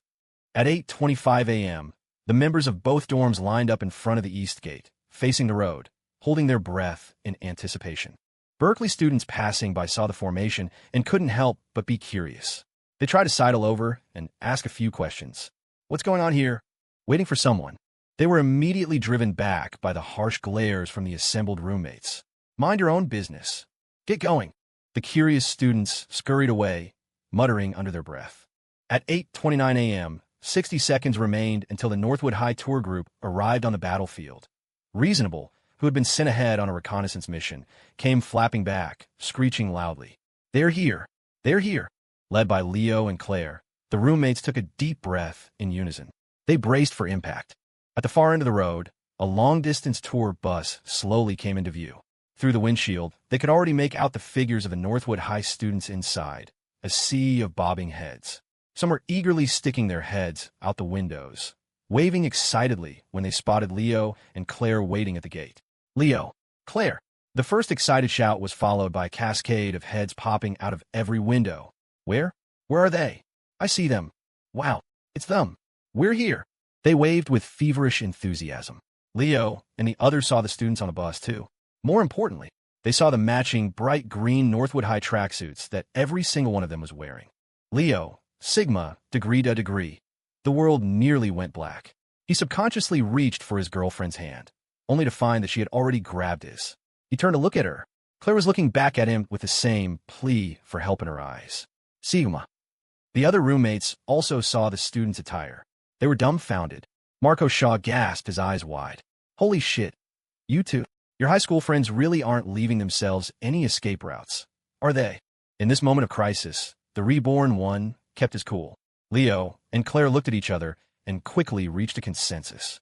We can't let them come and dress like that, right? Change of venue now. The bus pulled up to the east gate. The doors hissed open. Mr. Harrison and Dean Evans, the two teachers in charge, stepped off the bus, beaming. They saw Leo and Claire rushing to greet them and were about to laugh and say, "Oh, you didn't have to come all the way to the gate to welcome us." Before the words were out, Leo had grabbed an arm of each teacher and was swiftly hustling them back onto the bus. No rush, teachers. The students must be hungry. Let's go find a place to eat first. Mr. Harrison and Dean Evans were still processing what was happening as they were pulled back onto the bus, completely bewildered. Eat. There's no need. We all had breakfast on the way here. Claire, following close behind, smoothly interjected without batting an eye. There's a really special breakfast place here. Everyone who visits for the first time has to eat there. The two teachers paused, then had a moment of realization. Oh, so it's one of those things. We get it. A Berkeley custom, right? They accepted it instantly. The two teachers turned to the students on the bus and announced with a wave, "All right, everyone, Leo and Claire are going to introduce us to a Berkeley custom. We're going to get a taste of some Berkeley specialties." The group of innocent, clueless high school seniors erupted in cheers. Who? Leo is the best. Claire is the best. Leo forced a smile and waved at the students, wiping a bead of sweat from his brow. Beside him, Claire's gaze shot like a laser toward the bus driver. Drive. The driver flinched. He immediately shifted gears and hit the gas. He had the distinct feeling that if he'd been a second slower, he would have been dealt with. The bus started up again, slowly pulling away from the university's east gate. On the bus, Leo and Claire let out a collective sigh of relief. They'd cleared the first hurdle. Dean Evans walked over, looking cheerful. Leo, Claire, we're on your turf now. Do you two have a plan for us? We'll follow your lead. Leo's eyes lit up. You'll follow our lead? The dean waved his hand magnanimously. Of course. You two are in charge. Before Leo could even open his mouth, Claire had already spoken, her tone decisive and unwavering. First things first. Everyone, take off your clothes. Her words left the dean utterly stunned. On the bus, a series of question marks popped up over the heads of the Northwood High seniors.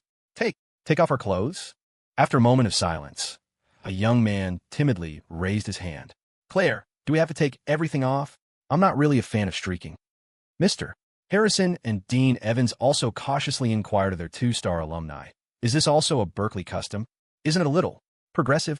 This has nothing to do with Berkeley customs. It's really for the good of the students. On the bus, facing Mr. Harrison and the dean, Leo started spinning his tail with the ease of a seasoned pro. Everyone is here to tour Berkeley, and they obviously want to have the best experience possible. But Northwood High's reputation at Berkeley. He paused for a beat, cleared his throat, and continued. Our reputation is just too good. If everyone wears their Northwood tracksuits on campus, it's bound to cause a massive commotion. I mean a disturbance, and draw a lot of onlookers. So, if you take off the tracksuits and just wear your regular clothes, you can experience the Berkeley atmosphere as ordinary visitors. The experience will be much more authentic that way. He finished by looking at the two teachers with utmost sincerity. I don't have any ulterior motives. I just want the students to make it out alive. I mean, to have a fulfilling trip. His speech moved Mr. Harrison and Dean Evans. They patted his shoulder emotionally. You've really thought this through. This is exactly how a senior should look out for the underclassmen. We were careless. You're right. A tour of Berkeley should be a more genuine experience. This explanation, perfectly reasonable. Meanwhile, Claire wasn't idle either. She addressed the high school seniors on the bus, her expression calm and composed. The students at Berkeley absolutely love students from our alma mater, Northwood High. So, to avoid causing a riot, we're going to play a little challenge game today. Everyone needs to cooperate. Your mission is to keep your identity a secret. Don't tell any strangers that you're a student from Northwood High. Anyone who successfully completes the challenge will get a prize. The clear-eyed, clueless high schoolers heard the word game and went wild. Yeah, a game. Don't worry, Claire. We promise to complete the mission. Claire let out another quiet sigh of relief.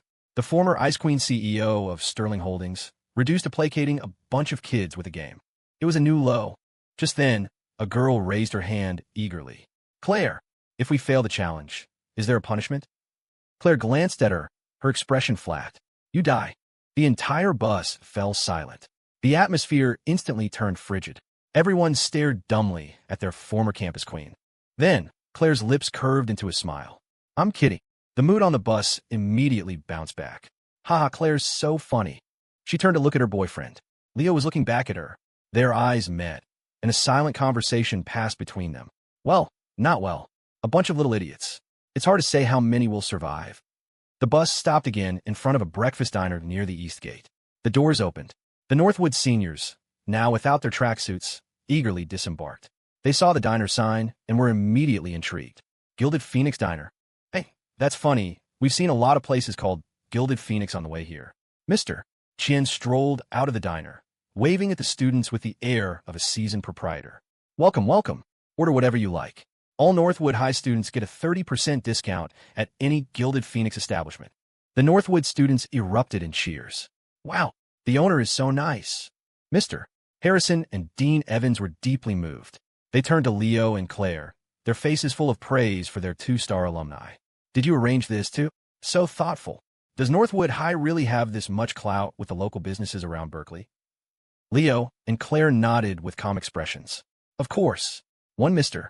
Chin was equivalent to 70% of the businesses around Berkeley. Clout indeed. Under Mr. Chin's expert management, the Northwood students were all seated and happily enjoying the same breakfast that Berkeley students often ate. Leo and Claire sat with Mr. Harrison and Dean Evans. The two teachers discussed the day's plans with them. Leo, Claire, where should we start the tour? Should we check out the library, the classroom buildings, that sort of thing? Leo immediately shot down the idea. No, too many people. Realizing how that sounded, he saw the confused looks on the teachers' faces and quickly corrected himself. I mean, those places are too crowded. Not ideal for a tour. Let's go somewhere quieter with fewer people, so you can really appreciate the serene atmosphere of the Berkeley campus. Mr. Harrison had a moment of clarity. Reasonable. Beside him, Dean Evans suddenly remembered something and excitedly pulled a rolled-up red object from his bag. All right, how about we take a group photo later? I brought our alma mater's promotional banner for the trip. Before he could finish, Claire snatched the red banner from his hands. Let's tour first. We can talk about photos later. I'll hold onto the banner for you. Mr. Chin happened to be walking by. Claire passed the banner to him. Mr. Chin, could you take care of this? Their eyes met in a flash of understanding. Mr. Chin got it instantly. No problem. I'll take care of it. After a quick breakfast, the tour group emerged from the Gilded Phoenix Diner. The reinforcements from room 205 and room 520 had arrived. Leo made the introductions. These are my and Claire's classmates and roommates. They're helping out as tour guides today. Mr. Harrison and Dean Evans enthusiastically shook hands with Marco, Quinn, and the others. All top students. We're imposing on you today. Marco and the others shook their hands politely. It's our pleasure. Don't worry, teachers will be great guides. We'll make sure all the students make it back in one piece. Ahem, have a fulfilling trip. Including Leo and Claire, there are 8 tour guides. The Northwood seniors were split into small groups for easier management. Each guide was responsible for 6 or 7 students. Leo gave his friends a final briefing. Watch your teams closely. Leave no one behind. Try to keep them all alive. The roommates all pounded their chests. Don't worry, you can count on us. Just as the newly formed teams were about to set off, Dean Evans slapped his forehead as if remembering something. All right, one more thing. He turned to the Northwood tour group and called out enthusiastically. All right, everyone, no tracksuits, but let's all put on our school pins. And then, under the stunned gazes of Leo, Claire, and all their roommates, the Northwood High seniors happily complied, each pulling out a Northwood High pin from their pocket and fastening it to their chest. In the sunlight, the pins gleamed, shiny and bright. They radiated a youthful, ominous energy. Reasonable, who had just flown back, was so startled he flapped away again, screeching, "Death! Death!" Northwood High, a top-tier public school, a place of simple customs and diverse traditions. Its faculty and students were, from top to bottom, friendly, motivated, and possessed an extremely strong sense of collective honor. At the same time, They also possessed an astonishing, unparalleled talent for courting disaster. When Dean Evans gave the order, and all the Northwood seniors proudly pinned the school emblem to their chests, everyone from Leo and Claire's group froze. They had successfully countered the tracksuit gambit. Who the hell could have predicted the school pins? Marco Shaw was dumbfounded. Holy shit, are they actively trying to walk into the fire? Jade Jiang had already pulled Mr. Chen aside to discuss logistics. Does the Gilded Phoenix chain include a hospital? Can we get a group discount? Even the way Claire looked at Dean Evans had changed. During the winter break presentation at Northwood, she'd thought he was a capable administrator. She had now revised her opinion. Sterling Holdings would absolutely never hire someone like him. But the pins were on, and the problem still needed solving. Marco, Quinn, and the others huddled around Leo, whispering, "What do we do now? With this, I can't guarantee our team's survival rate." In the end, it was Leo who came up with a plan. He looked at the pins on his juniors' chests. It was a pin, not a tracksuit. At least it didn't spell out Northwood High in big, bold letters. Instead, it used the acronym NWH. If it was an acronym, there was room to maneuver. His mind raced, and he made a decision. Let them wear it. It's perfectly reasonable for a tour group to wear matching pins. We just need to come up with a different explanation. The roommates were still a bit dazed. A different explanation? Like what? Claire, having recovered from the shock, understood Leo's meaning and immediately chimed in. Just improvise. As long as you don't say it's Northwood High. And so, the teams were formed. The 8 members of Room 205 and Room 520, acting as tour guides, led their respective squads on a grand procession into Berkeley. It was Saturday, so there weren't many students on campus. But the few who were around saw the massive group and couldn't help but ask the team leaders what was going on. "Marco, what's all this? Who are these people?" Marco waved a hand dismissively. "My little brothers and sisters. They're here to check out Berkeley, so I'm showing them around." Nearby, Quinn was giving a similar straight-faced explanation to a classmate from her business program. "My younger siblings are getting close to college age. I'm giving them a taste of the Berkeley atmosphere." The Berkeley students who'd asked were taken aback. They looked at the 6 or 7 high schoolers trailing behind Marco and Quinn and felt a sense of awe. "Your families. They're really prolific, huh?" Other students approached Leon, Molly, and Dylan. They looked curiously at the kids trailing behind them and noticed the matching pins. "Hey, they're all wearing pins. NWH. What does that stand for?" One of the clueless Northwood students puffed out his chest, ready to answer proudly. "It's North." Before the second syllable could escape his lips, Leon swiftly shoved a homemade date cake into his mouth, then turned to the Berkeley student with an honest smile. "It's an acronym. It stands for No Way, Hoser." On the other side of the path, a different Berkeley student was getting another explanation, looking utterly confused. "You're saying the acronym stands for Norwegian Whale Hunters?" Jade Jiang nodded with a calm, unwavering expression. "Yes, we're all very interested in the geopolitical situation in Scandinavia. It's for a group project." Another group, getting a third explanation from Claire, was even more baffled. "Nectarines with honey? There's a pin for that." Claire nodded coolly. "There is." She looked up at the Berkeley student. "I like nectarines with honey. Is there a problem with me making a pin for it?" Her icy tone carried a hint of deadly intent.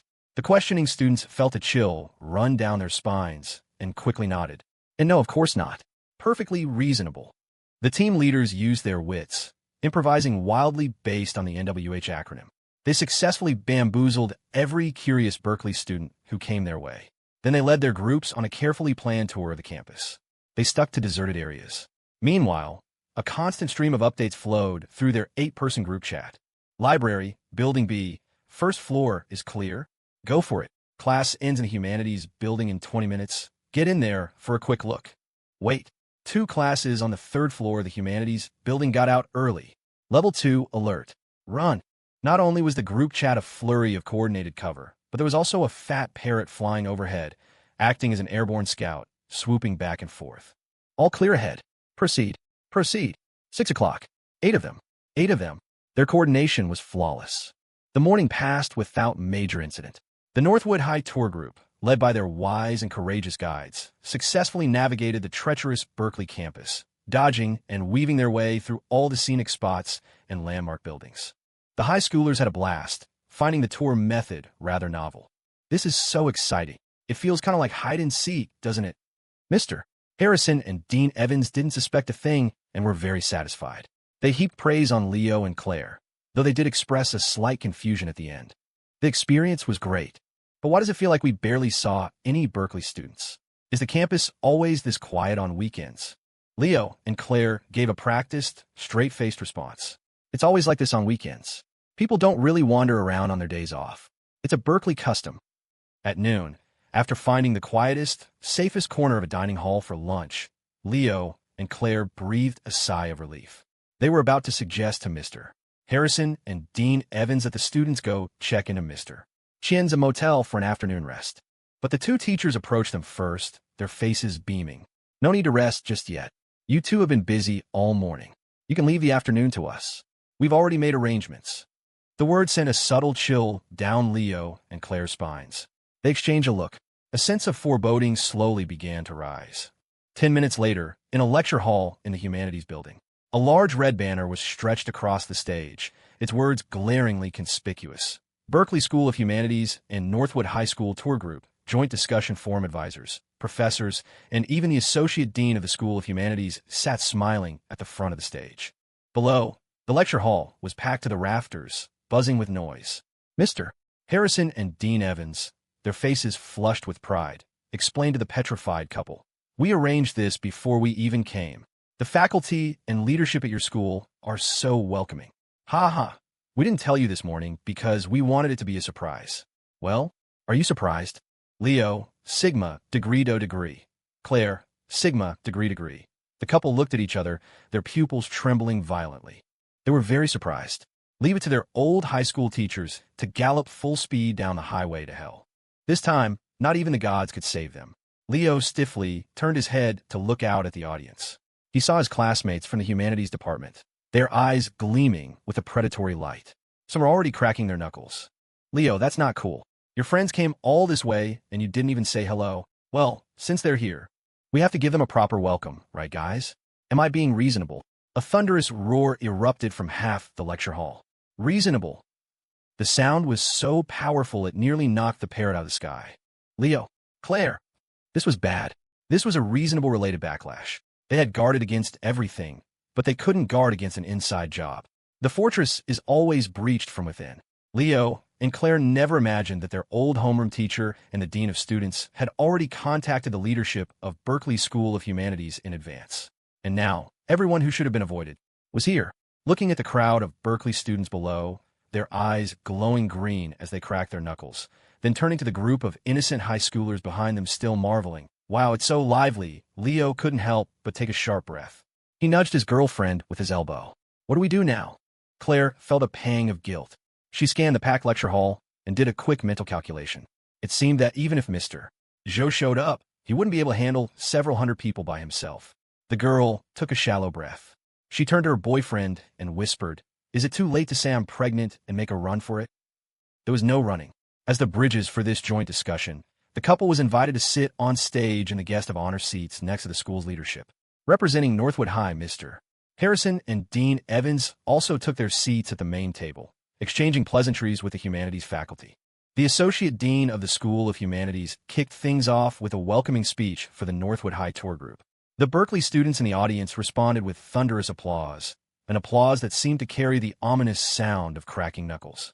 Next, Dean Evans from Northwood took the microphone. Beaming, he thanked the School of Humanities for their hospitality, then skillfully pivoted to the deep bond between the two schools.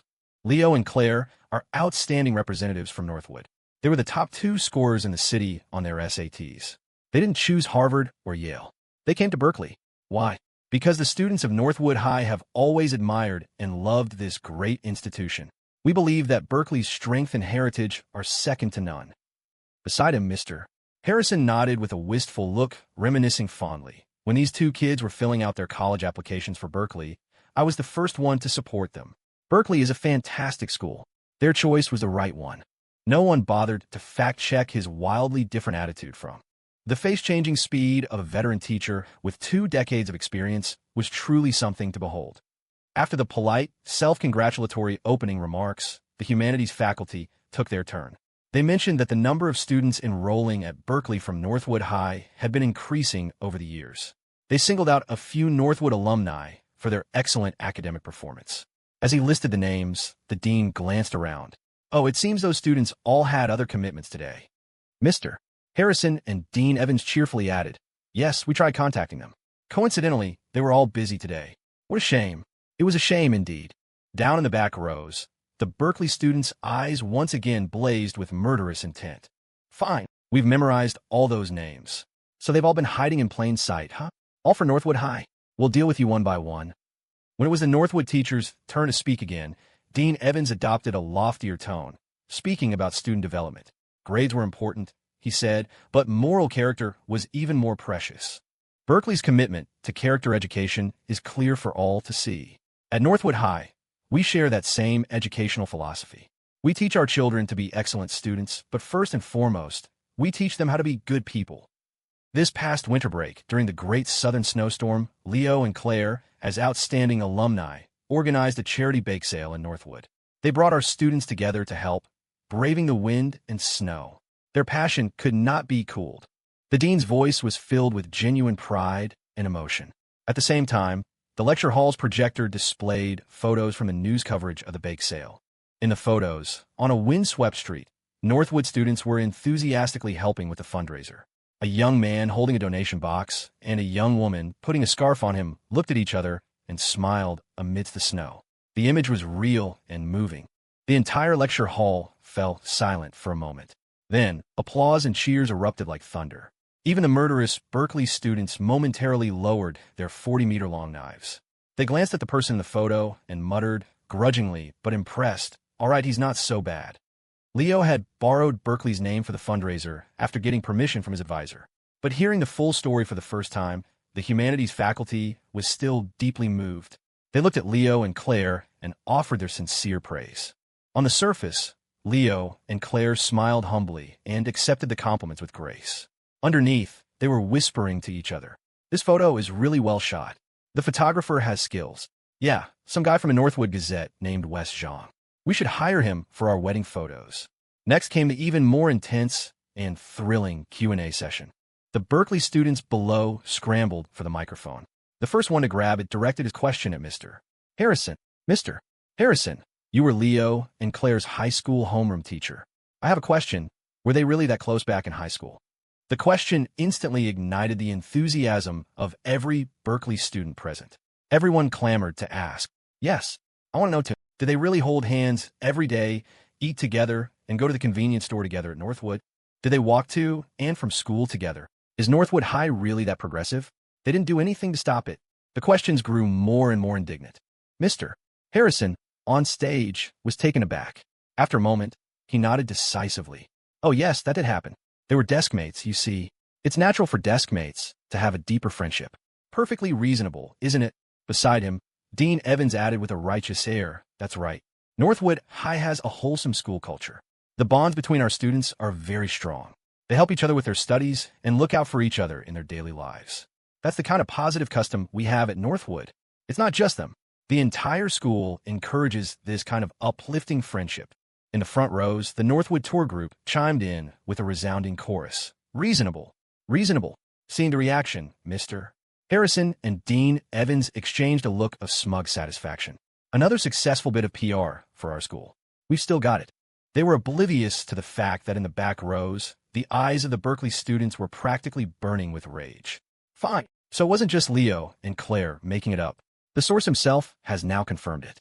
The Northwood custom is real. Northwood High is the birthplace of reasonable, the root of all evil. Today, not even the gods could stop them from carrying out their sacred slogan, "To hell with Northwood High." The joint discussion forum lasted until evening. As dinner time approached, the leaders of the School of Humanities magnanimously announced they would treat the teachers and students from Northwood High to a good meal. At that moment, the Berkeley students swarmed forward, their eyes gleaming with malicious intent. "Teacher, can we join too? Our juniors are here. We have to treat them right. It's fine. We'll pay for our own meals. We just want to get to know the students from Northwood High a little better." The faculty leaders were quite pleased by this display. Excellent, excellent. This is the kind of courtesy and style our Berkeley students should have. All right, everyone's invited. Mr. Harrison and Dean Evans were beaming. They pulled Leo aside and praised him. "We had no idea you two were so popular at Berkeley. Your classmates are so enthusiastic." Leo's expression was stiff as he forced a laugh. "They certainly are, yes." He turned to find his girlfriend. Claire's already trying to slip away unnoticed. Leo quickly grabbed her and pulled her back, whispering in her ear, "Where do you think you're going?" Claire replied calmly, her voice low, "I'm pregnant. I'm going home to rest." A dark cloud formed over Leo's face. "Nice try. So it's every man for himself when things get tough." Claire whispered, "Try to negotiate. One of us is enough.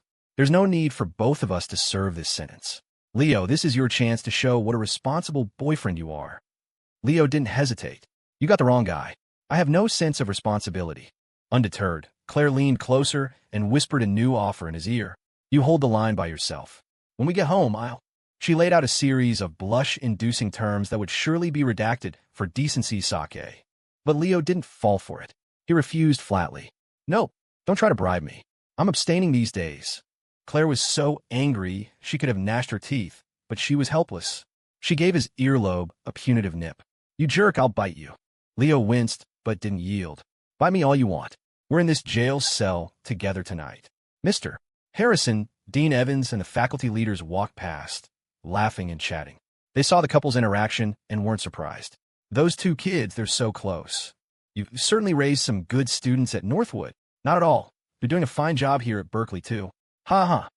There were too many people for any off-campus restaurant to handle. In the end, the faculty decided to just have a big meal in the school dining hall. 50-some high school seniors from Northwood, plus various teachers, advisors, and administrators, and at least 100 Berkeley students filled up a huge section of the dining hall.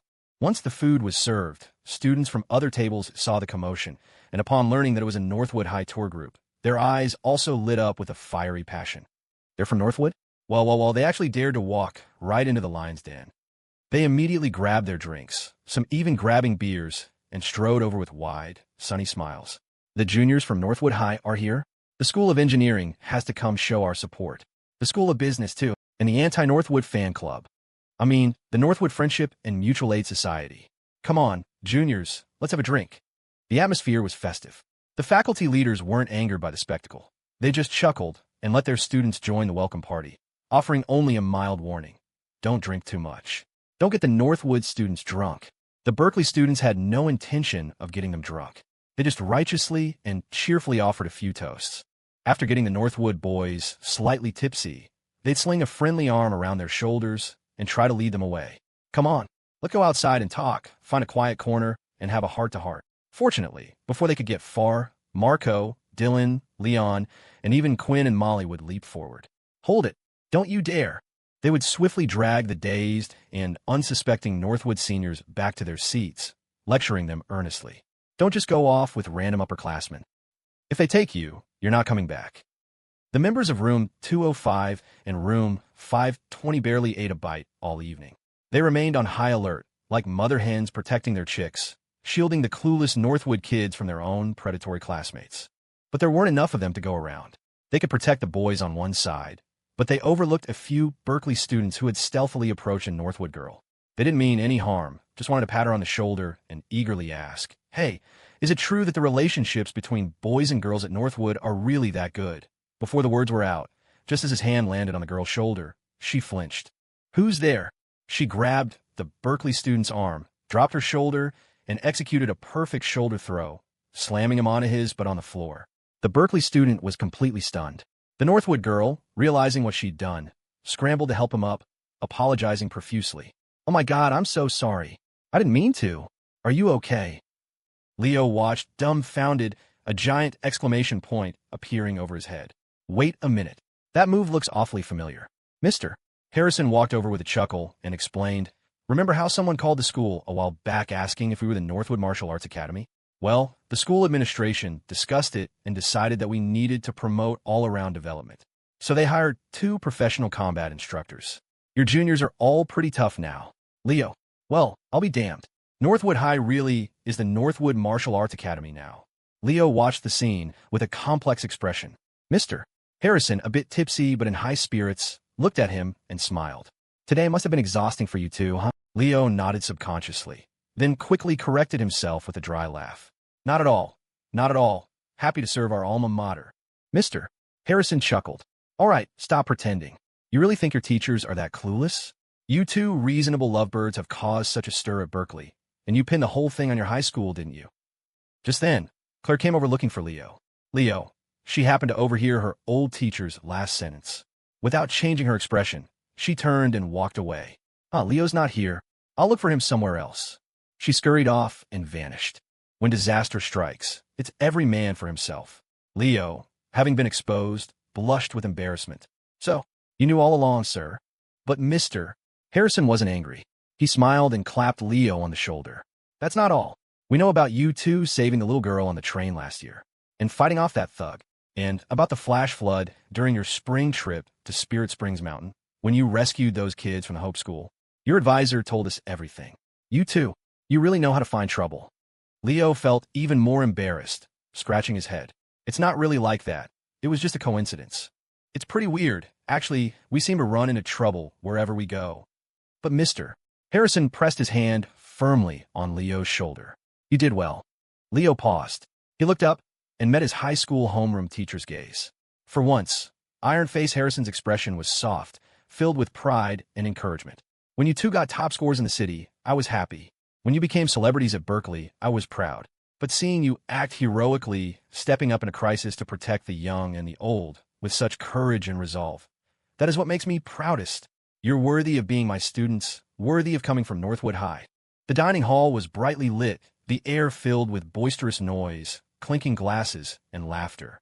But in that moment, Leo was lost in thought, touched by the words of the strictest, most rigid teacher he had known for 3 years. A warmth spread through his chest. Mr. Harrison picked up 2 glasses from a nearby table, poured them both a beer, and handed one to Leo. He raised his own glass. This one's for you. I hope that wherever you go, you'll always hold on to this quality, this kindness and courage. No matter where life takes you, your teachers and your alma mater will be watching and supporting you. Northwood High will always have your back. Leo smiled. I'll remember that. Their glasses clinked.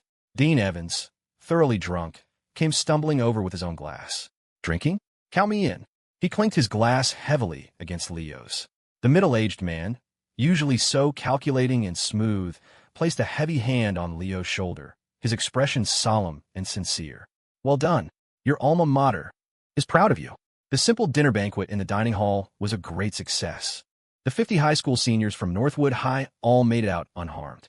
The Berkeley students, for all their righteous fury, couldn't bring themselves to unleash it on their juniors. So they turned their firepower on the 2 supervising teachers instead. All night long, they took turns toasting and pouring drinks until Mr. Harrison and Dean Evans were completely out for the count. But even as they were being carried back to the motel, drunk and dizzy, the 2 teachers were still marveling. The kids at Berkeley are so nice. They even gave us shoulder massages because they felt bad for how hard we work. Oof, they're pretty strong. It's fine.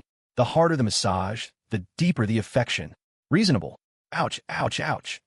Housing a large group of high school students and 2 teachers for the night was a challenge. Mr. Chien's motel wasn't big enough. Just as Leo and Claire were starting to worry, Comrade Chien stepped forward once again, shining brightly. A minor problem. Follow me. He proudly led the other half of the Northwood students around corner. There, another motel came into view. The sign above the door was bright and conspicuous. Another motel? Marco, Quinn, and the others couldn't help but gasp in admiration. Holy shit, as expected of Mr. Chien. He's got a real talent for naming things. Finally, everyone was settled. Leo and Claire thanked their roommates for their hard work, then said their goodbyes and returned to the LNS house. The moment they walked through the door and closed it behind them, they both slid down to the floor, leaning against the wood, letting out a long, exhausted sigh of relief. It was finally over. Claire turned to look at her boyfriend, nudging his foot with hers. She put on a rare, kitten-like smile. You work hard today, boyfriend. Leo shot her a sidelong glance and grumbled. It's not about working hard. It's about being unlucky, especially when a certain someone sees her boyfriend in jail and runs for the hills instead of helping. The girl's eyes widened in feigned shock, her lake clear pupils filled with innocence. Someone like that exists? I had no idea. Leo's teeth itched. All right, Bertha Sue, playing dumb, are we? He sat up and began to slowly advance on his girlfriend, cracking his knuckles. Claire sensed danger. Her pretty face changed, and she scooted backward. What are you doing? Okay, I know I was wrong. I'm sorry, all right? Leo let out a cold laugh. If sorry was enough, what would we need the police for? With that, he pounced. Claire let out a small yelp, reacting quickly by raising her long leg to press against her boyfriend's chest. Don't come any closer. Little did she know, this was exactly what he wanted. Leo grabbed her slender, white sock-clad foot and gave her a wicked grin. Claire realized her mistake, her face paling in horror. Don't. Before the word was out, he was mercilessly tickling the sole of her foot. A deep blush spread across Claire's face. Half her body went limp, and her voice trembled. Stop it. Let go. She tried to pull her leg back, but it was useless. He tickled her until she was laughing so hard she had no strength left. When Leo finally stopped, Claire hadn't even had a chance to catch her breath before he scooped her up into his arms. She yelped, "You're still going?" Leo carried her and marched upstairs. Don't be so naive. Who told you the punishment was over? Claire was completely limp in his arms, only able to plead softly, Leo, I was wrong. Let me off the hook, please. He was resolute. No, I'm not in the horse letting off the hook business. When playing pitiful didn't work, she bit her lower lip, adopting an even more heart-wrenchingly pathetic expression. Baby, please, pretty, please. It was a far cry from her usual cool elegance. Her voice was soft and cloying, a seductive display of surrender. This was a move that had effortlessly conquered Leo Hammer Wallace in the past. Unfortunately, tonight, Leo's was as hard as steel. He carried his girlfriend up the stairs, taking 3 steps at a time, and strode into the bedroom without pause. Calling me husband won't work either. Claire was stunned. A question slipped out. Then what do you want? By now, Leo had carried her to the master bedroom door. Hearing her question, he looked down at the girl in his arms and flashed a mouthful of gleaming white teeth. I want to be super promoted. Claire froze, realizing what he meant. She was about to struggle in embarrassed anger. You little idiot, are you trying to start a rebellion? Then she let out another cry as he tossed her onto the large, soft friendship bed. The next second, Leo pounced, full of triumphant vigor. You guessed it, rebellion tonight, and I'm not accepting any surrenders. As a rhythmic vibration began to emanate from the second-floor master bedroom of the LNS house, down in the living room, Reasonable heard the commotion from his cage and disdainfully cleaned his ears with his wing. Not for kids. Not for kids. Then he calmly slipped out of his cage, flew to the sofa, and expertly turned on the TV with his claw. He switched to the Nature Channel. As a documentary on birds began to play, the fat parrot settled in to watch with great interest. Upstairs and downstairs, everyone was busy with their own affairs. It was all very harmonious. The entire LNS house was filled with a positive and healthy atmosphere. The next day, Sunday morning, sunlight streamed through the floor-to-ceiling windows into the living room. The couple, having washed up, came downstairs for breakfast. Reasonable flew over excitedly to greet his owners. Emperor Woe. He saw his male owner emerge, holding his lower back, and jumped in fright. Human jerky. Leo, mortified, swatted the parrot away. Jerky my ass. Go play somewhere else. Beside him, Claire gracefully descended the stairs. As she passed Leo, she shot him a look, a smirk playing on her lips. Super promoted? Not accepting surrenders. She reached out and lifted her little boyfriend's chin, smiling sweetly. Kiddo, you've still got a lot of practicing to do. Having delivered her verdict, the girl continued victoriously down the stairs, only to misstep, her legs giving way. She nearly stumbled. After steadying herself, she continued calmly toward the dining room, her expression serene, though it was clear she was having some trouble walking. Reasonable looked back and forth between them, amazed. Whoa, mutually assured destruction. After breakfast, the couple left the house early. The Northwood High tour group was heading back home today. The bus was parked at the east gate. The high school seniors, having packed their bags, were ready to board. They were once again wearing their distinct, eye-catching Northwood tracksuits. The kids were reluctant to leave, taking souvenir photos at the Berkeley gate. A group of enthusiastic Berkeley students had also come to see them off, eagerly pulling the juniors aside for group photos. Get a picture of this. Get all of them. Don't let a single one get away. That way, when any of them end up at Berkeley, we'll know who to give a special welcome to. When Leo and Claire arrived, the Northwood students were arranging themselves for a big group photo under the direction of Dean Evans and Mr. Harrison.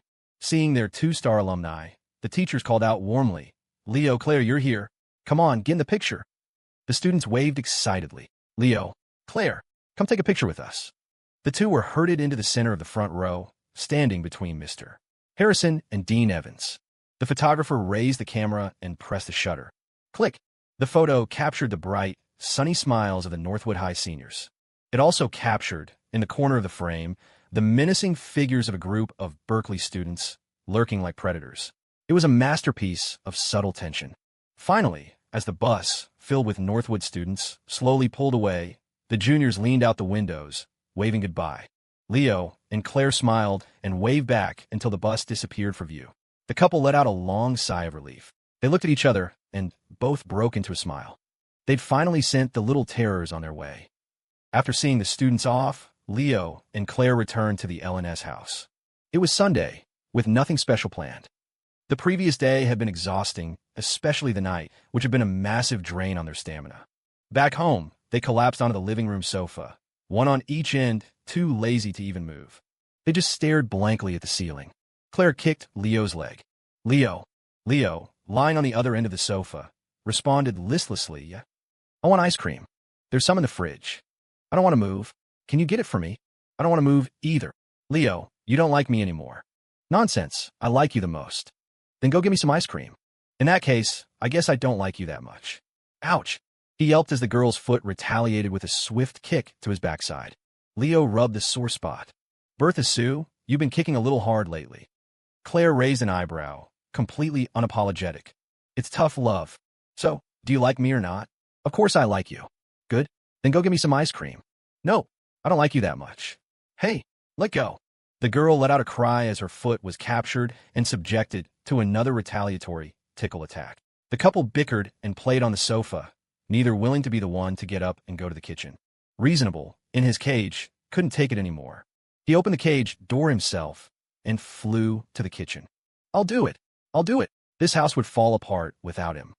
The couple lazed on the sofa for half the day before finally getting up. Leo still had some work to finish, and Claire had homework for her business classes. In the study, Leo sat at his desk, opened his laptop, and started planning his pitch for the upcoming meeting with Nexus. He opened a document and began typing, outlining his strategy for the Weibo project. Once he started writing, he became completely absorbed. Before he knew it, it was almost lunchtime. He saved the document, stretched, and left the study. At the dining table, Claire had just finished her homework and was also standing up to stretch. Leo walked over. "Homework done." Claire answered casually, "Almost." "You." "My work's almost done, too. I'll make lunch first. Then I'll go play on your computer for a bit." "Sure." It was the easy, familiar exchange of a long-married couple. They shared a natural kiss. One went to the kitchen, the other strolled into the study. Claire sat down at the desk, opened Leo's laptop, logged into Happy Nest, and pulled up the Brainiac Blitz quiz game. She started a match. Her familiar ID, freshman is still first grade, was randomly matched against some elementary school kid. She effortlessly crushed her opponent, probably making some poor child cry and lose all their dreams. Just a little daily hobby for the future CEO of Sterling Holdings. While Claire was engrossed in her game, the sounds of cooking started coming from the kitchen. A tempting aroma began to fill the air. Claire took a deep sniff, a satisfied smile on her face. She was about to get up and go check on her boyfriend when the AIM icon in the bottom right corner of the screen started blinking. Curious, she moved the mouse over and saw it was a message from a contact named Train Moocher Rich Kid. She remembered. She called out toward the kitchen. "The Moocher Kid is messaging you." Leo's voice came back from the kitchen. "Can you reply for me? Just tell him I'm cooking and I'll get back to you later." Claire nodded happily. "Okay." She opened a chat window and typed a reply. "Your boss is cooking. He'll get back to you later." There was a pause on the other end, and then the quick-witted Wyatt Way figured it out. A message came flying back. "Okay, this is the boss's girlfriend, right? Hi, I'm a new employee your benefactor bro hired. I had one of your cookies at East Bay Financial." His tone was full of eager flattery. Claire smiled as she read the message. "I know. Your boss told me about you. You should come over for dinner sometime. I'll cook." Wyatt was overjoyed. Another stream of messages came through, full of compliments. "Thank you. I'll definitely be there. Not even the gods could stop me." After a bit more polite small talk, the conversation ended. As Claire closed the window, she couldn't help but shake her head and smile. Her boyfriend's new employee was certainly an interesting character, but she frowned slightly. For some reason, as they were chatting, her fists had inexplicably started to clench. At the same time, on the other end of the chat, Wyatt Way closed the window with a satisfied smile. He thought about his friendly chat with the boss's girlfriend and couldn't help but feel smug. That's me, effortlessly getting on the good side of the boss's lady. But he also frowned slightly. For some reason, even though the boss's girlfriend was easy to talk to, he felt a strange chill run down his spine as they chatted. Chapter 470. After lunch, The couple cleaned up in the kitchen together, making small talk. They spoke about the university track meet coming up next month. Although class spirit in college was nothing like it was in high school, the department advisors still did their best to wrangle students into participating. Their methods were a mix of carrot and stick. Get a couple of medals for the class, and I'll fix your attendance score for the month. When it comes to scholarship selections, I can put in a good word for you. If you don't participate, don't think I don't know about that illegal appliance you're hiding in your dorm room. Come on, we're all friends here. Don't make me get on my knees and beg. Leo's dramatic retelling made Claire laugh. Your advisor is that funny? I never would have guessed. Leo smiled. Yeah, Alex has it rough. Their advertising programs advisor, Alex, got along well with the students. And after the spring trip incident, the class and their advisor had bonded through shared adversity. Their class spirit was now much stronger than that of other programs. So when Alex put out the call, everyone answered. The four from room 520 were the most enthusiastic. It's not for any ulterior motive. We in room 520 just have an exceptionally strong sense of collective honor. We're doing it for the glory of our class. Leo declared, pounding his chest righteously. Claire raised an eyebrow, a teasing smile on her lips. Is that so?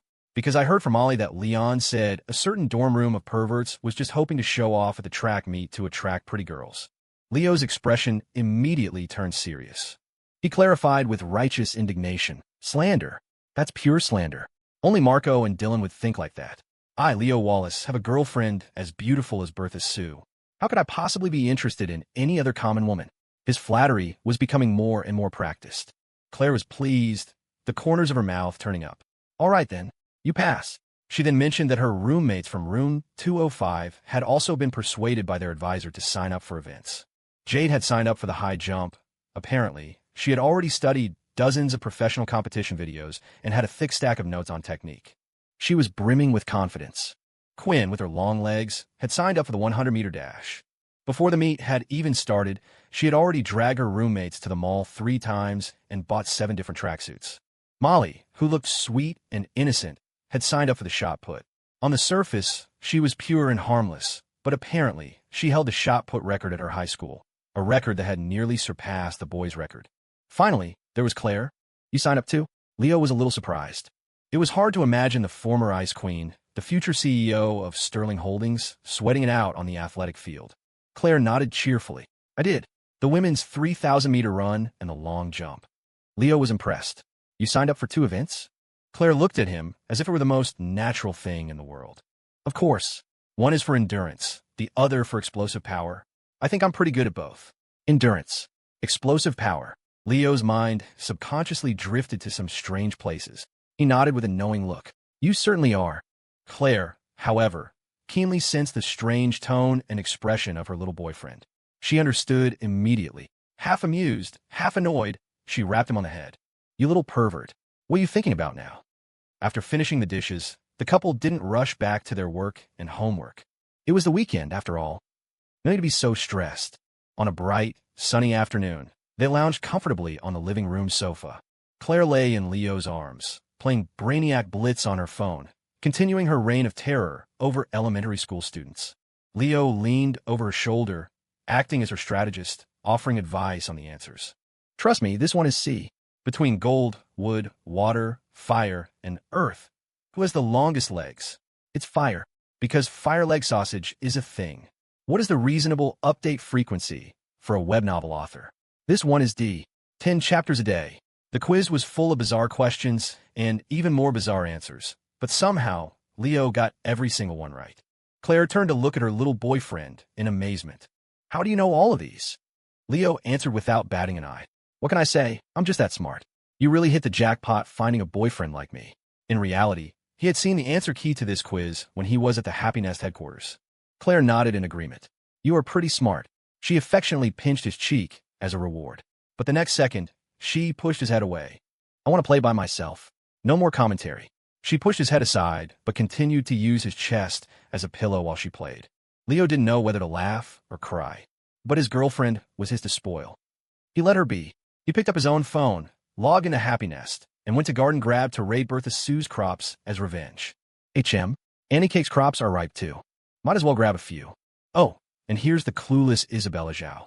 Wow, paying to win really makes a difference. She's already growing watermelons.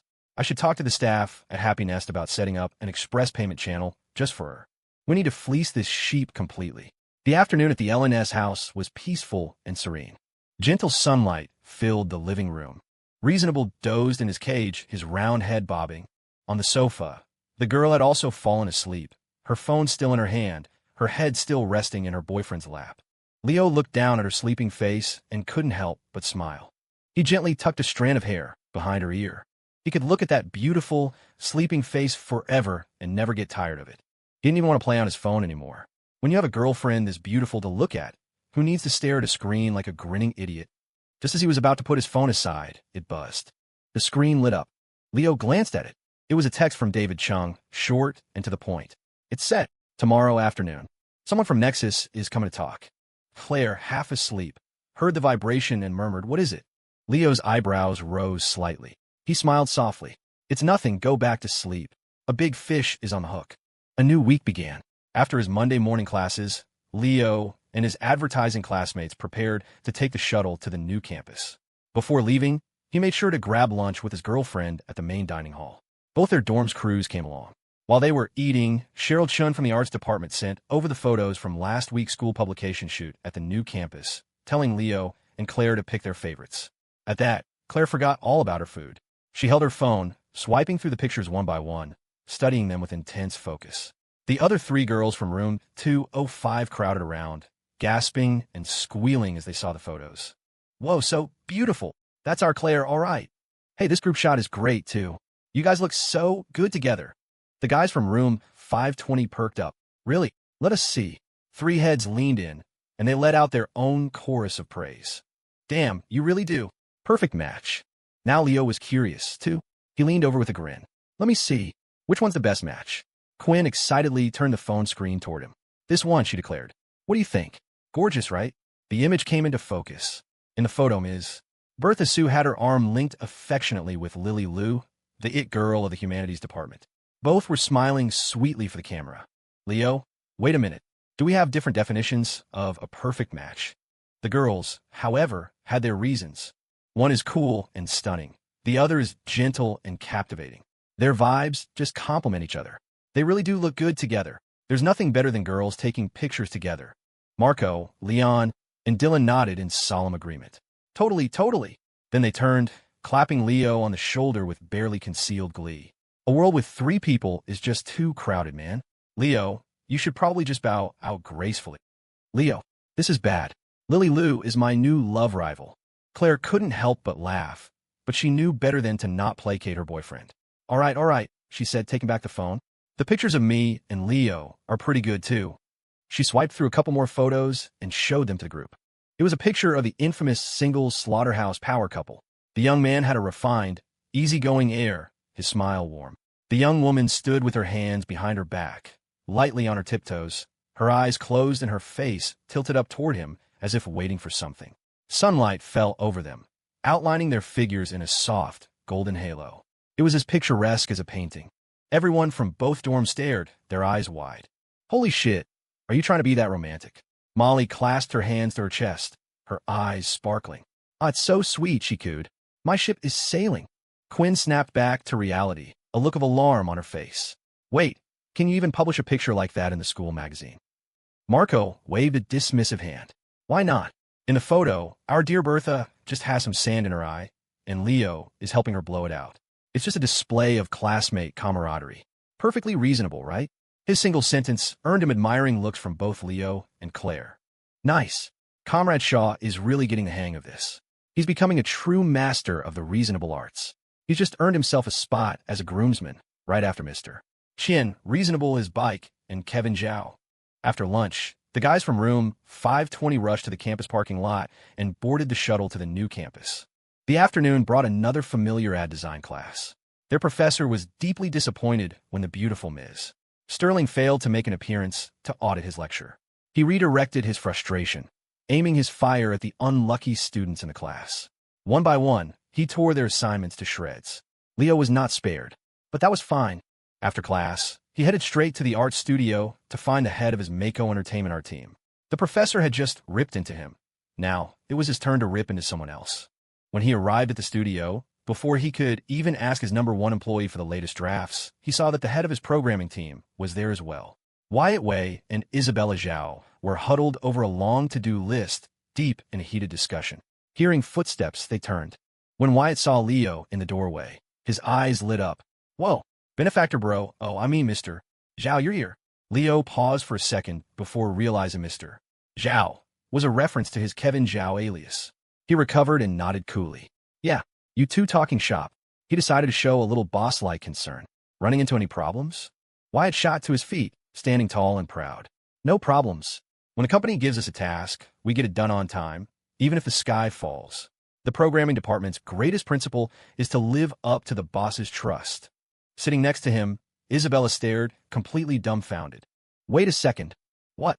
Who was it that was just complaining to me about the tight schedule and heavy workload, asking me to get my art team to suggest a deadline extension of the boss? Can you really switch gears that fast?"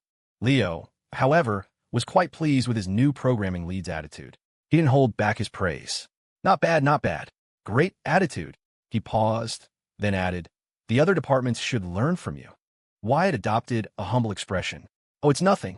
Team leader Zhao is doing a fine job, too, even if her department is a little behind ours. But that's understandable. After all, not just anyone has the kind of rock-solid friendship that you and I do, Mr. Zhao." "Isabella?" It finally clicked. The campus sit girl slammed her hand on the table, indignant. "What do you mean, the friendship you two have? I was here first." Wyatt looked completely unbothered.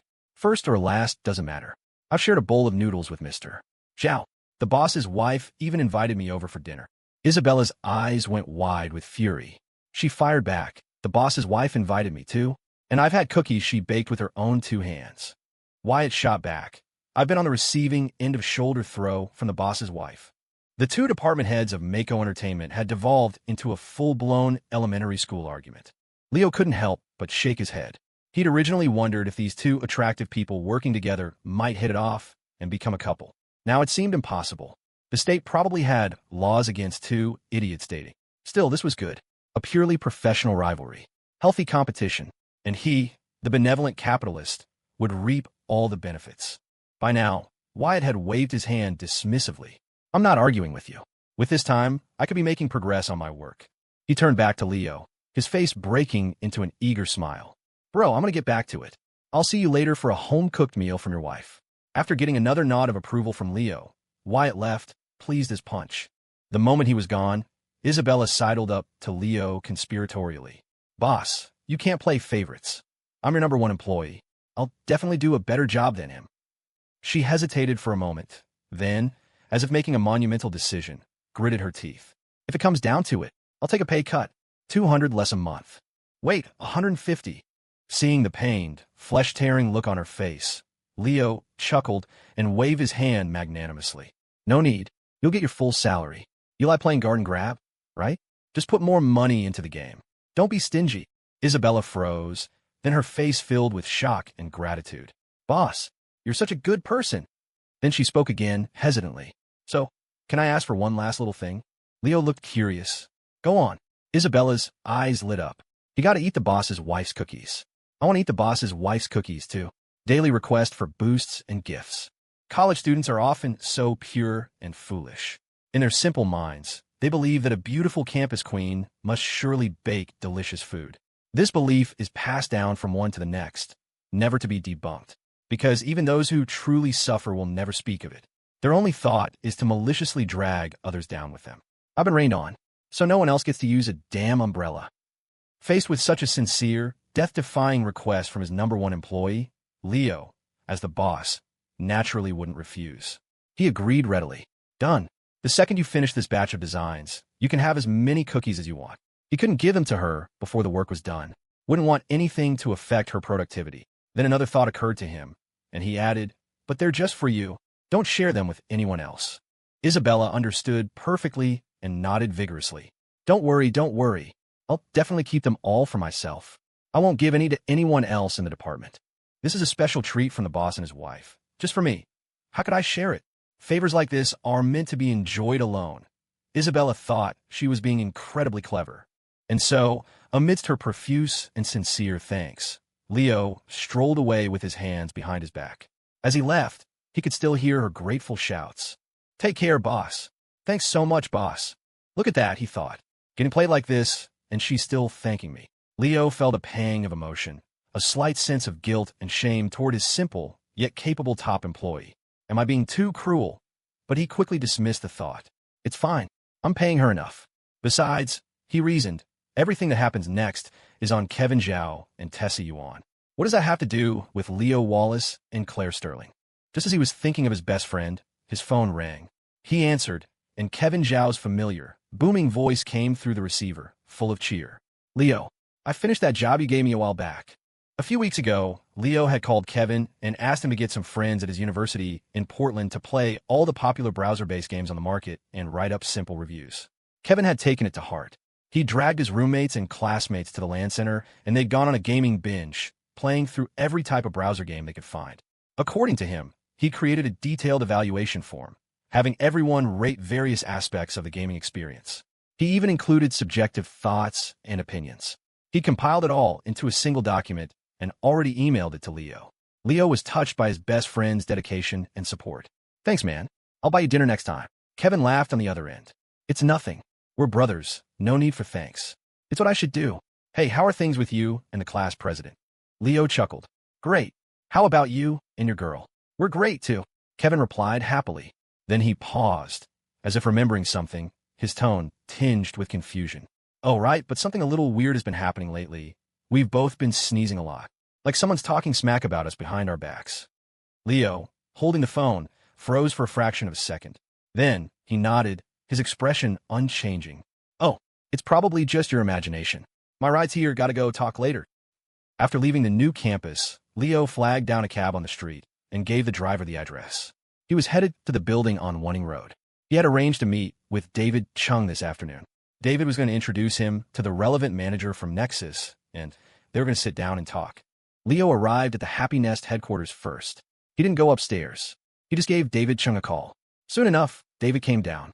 He gave Leo a casual greeting, then pointed to a coffee shop across the street. "Let's go there. It's quieter, better for talking. He should be here soon."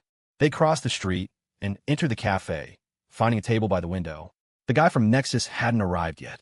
The two top decision-makers at Happy Nest ordered coffee and chatted about their company. It was nearing the end of May, and Happy Nest had been online for almost 3 months. The total number of registered users had already surpassed 40 million and was still climbing steadily. Moreover, the company was sitting on several new game projects that, once launched, were guaranteed to create another few rounds of explosive growth. So, popularity wasn't the problem. The biggest headache, rather, was the shortage of funds needed to maintain the company's operations. In-game purchases from Garden Grab were currently the company's largest source of revenue, but it was barely enough to cover expenses. They had to constantly buy more servers, not to mention the payroll costs for their ever-expanding teams. Plenty of advertisers and even investors had already come knocking, waving cash and eager to get on board the promising new ship that was Happy Nest. But after several meetings, the entire upper management of Happy Nest, including David Chung and Leo, had decided to hold off on both advertising and investment for the time being. The former would risk cluttering the game with ads and ruining the user experience. The latter would mean getting lowballed. Happy Nest was still on a steep upward trajectory, and in a few months, they could negotiate a much higher valuation. So, there was no rush. But while that logic was sound, watching the company burn through vast sums of money on the books every day was still a major source of stress. "We need money," David Chung sighed with feeling. He looked at Leo. "It's all on you in a bit." They had already agreed. If the Weibo.com domain sale went through, Leo would loan half of the proceeds to Happy Nest to purchase a new batch of servers. That was why David Chung was so invested in this deal. He had even pushed off a number of company matters this afternoon to come and support Leo personally. Now, David was doing his best to pump Leo up and offer some strategy. Nexus has deep pockets. If you're selling the domain to them, you have to hit them hard. Just unleash your true power. Leo remained modest. "I'm not that powerful. Extortion isn't really my specialty." David rolled his eyes. "Are you seriously going to play humble in front of me? For the Happy Nest domain, I was originally only going to offer 100 grand. But after talking to you twice, half of my damn company now belongs to you." Inside the coffee shop, Leo and David Chung hadn't been chatting for long when the man from Nexus arrived. Only one person came, a man in his 40s. He was of average appearance, but he carried himself with an impressive air the kind of man who clearly held a high-ranking position in a major corporation, managing at least several hundred people. David stood to greet him, smiling as he made the introduction to Leo. It turned out this was William Tion, a vice president in charge of one of Nexus's major business divisions. Before David had left Nexus, the two of them had been colleagues and were on good terms. It had been a while since the old colleagues had seen each other, so a round of pleasantries was unavoidable.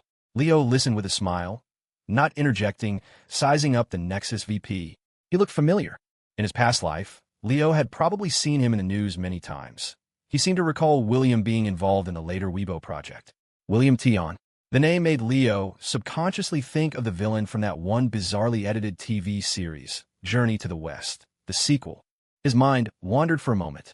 Leo shook his head, pulling his thoughts back. It didn't matter.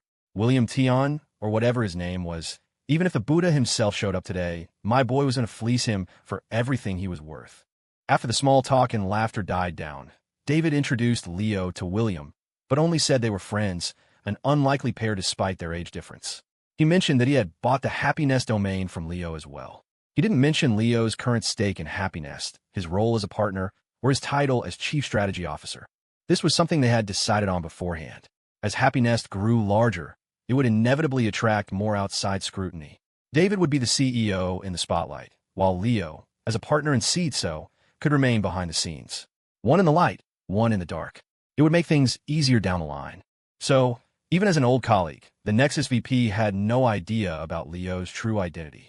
Listening to David's introduction, he smiled and extended a hand to Leo. A friend of David's is a friend of mine, William Tion.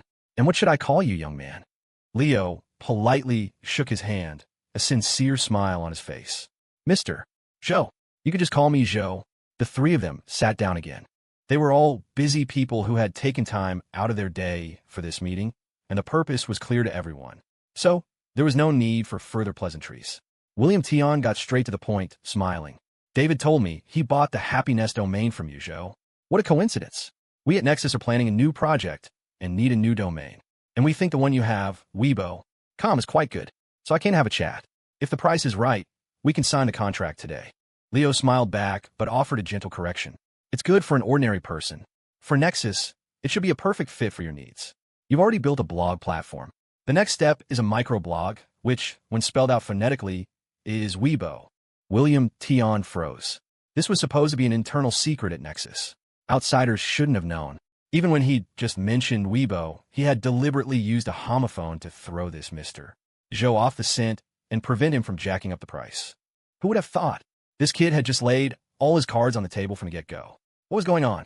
William couldn't help but glance at David Chung, a flicker of suspicion in his eyes. David had been gone from Nexus for almost a year. Could he still have moles inside the senior management? Was his intelligence network that good?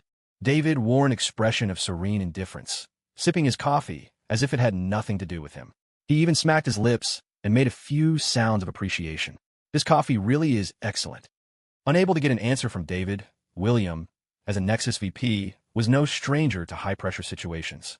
He quickly regained his composure, turned back to Leo, and smiled again, his face a mask of calm. Young brother Joe, you're quite well informed. Yes, Nexus is indeed planning to do this, and this domain is indeed suitable. I came here with sincerity today. Putting everything else aside, out of respect for my friendship with David, how much did you sell the Happiness domain for? 100,000? 200? He paused, then delivered his offer. I'll give you a flat price. 500,000. His words were calm, but carried weight. In 2008, $500,000 was a huge sum of money for most people. But for the two men sitting across from William Tion, it had no effect whatsoever. David continued to leisurely sip his coffee. He even spat a bit onto the floor like a tea connoisseur. He looked disgusted. What is this stuff? So cheap. His expression changed in a flash. It was unclear if he was talking about the coffee or William's offer. Leo was also smiling cheerfully. Mr. Tion, that's too low. William raised an eyebrow. $500,000 is too low? You have to understand, young man, your Weibo.com isn't our only option. Only Nexus can be this generous. But our generosity has its limits. Leo nodded with a look of complete understanding. You're right. I'll take a step back, too. 1.2 million. The atmosphere at the table suddenly froze. William was so stunned he almost couldn't process it. For a moment, the composed face of a man who had seen it all went completely blank. Question mark. But the kid wasn't finished. He looked at the Nexus VP and added politely, plus 5% equity in the new venture. It was like a thunderclap. For a second, the distinguished vice president of Nexus was so shocked his brain nearly short-circuited.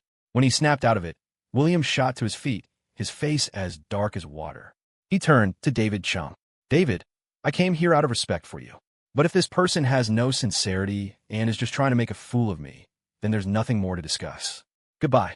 With that, he made a leave. Seeing his old colleague's reaction, David wasn't worried at all. He chuckled and gently pushed him back into his seat. Sit down and talk. Don't be hasty.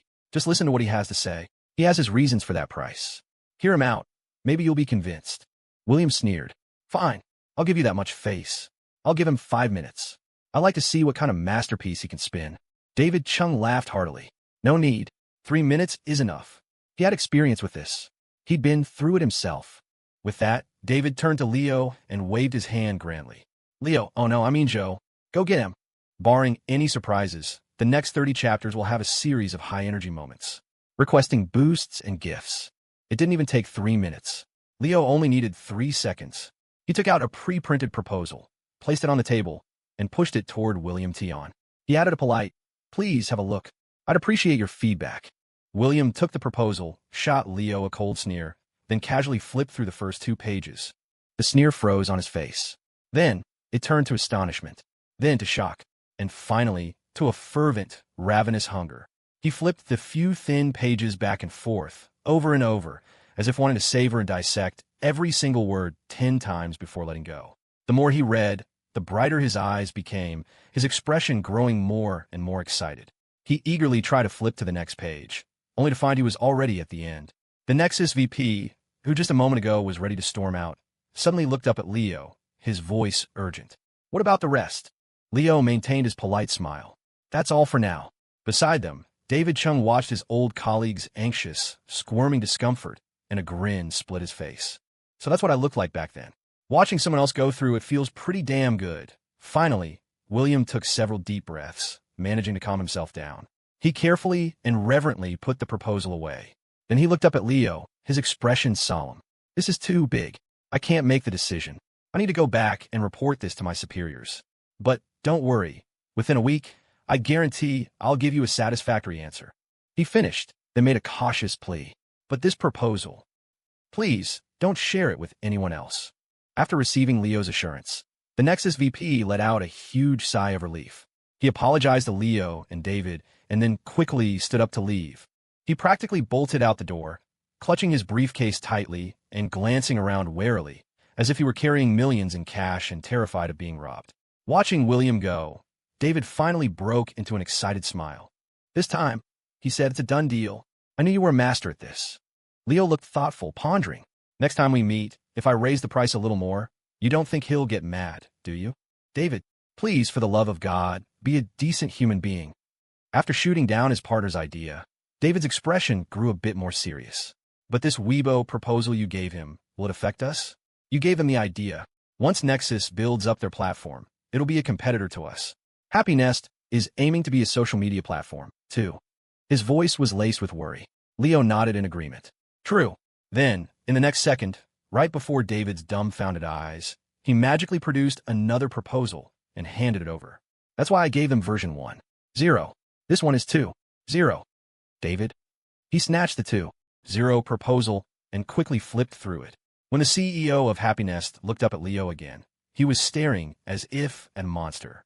You kid, you're ruthless, aren't you? Wait, if Nexus finds out, won't they want to kill you? Leo waved his hand casually.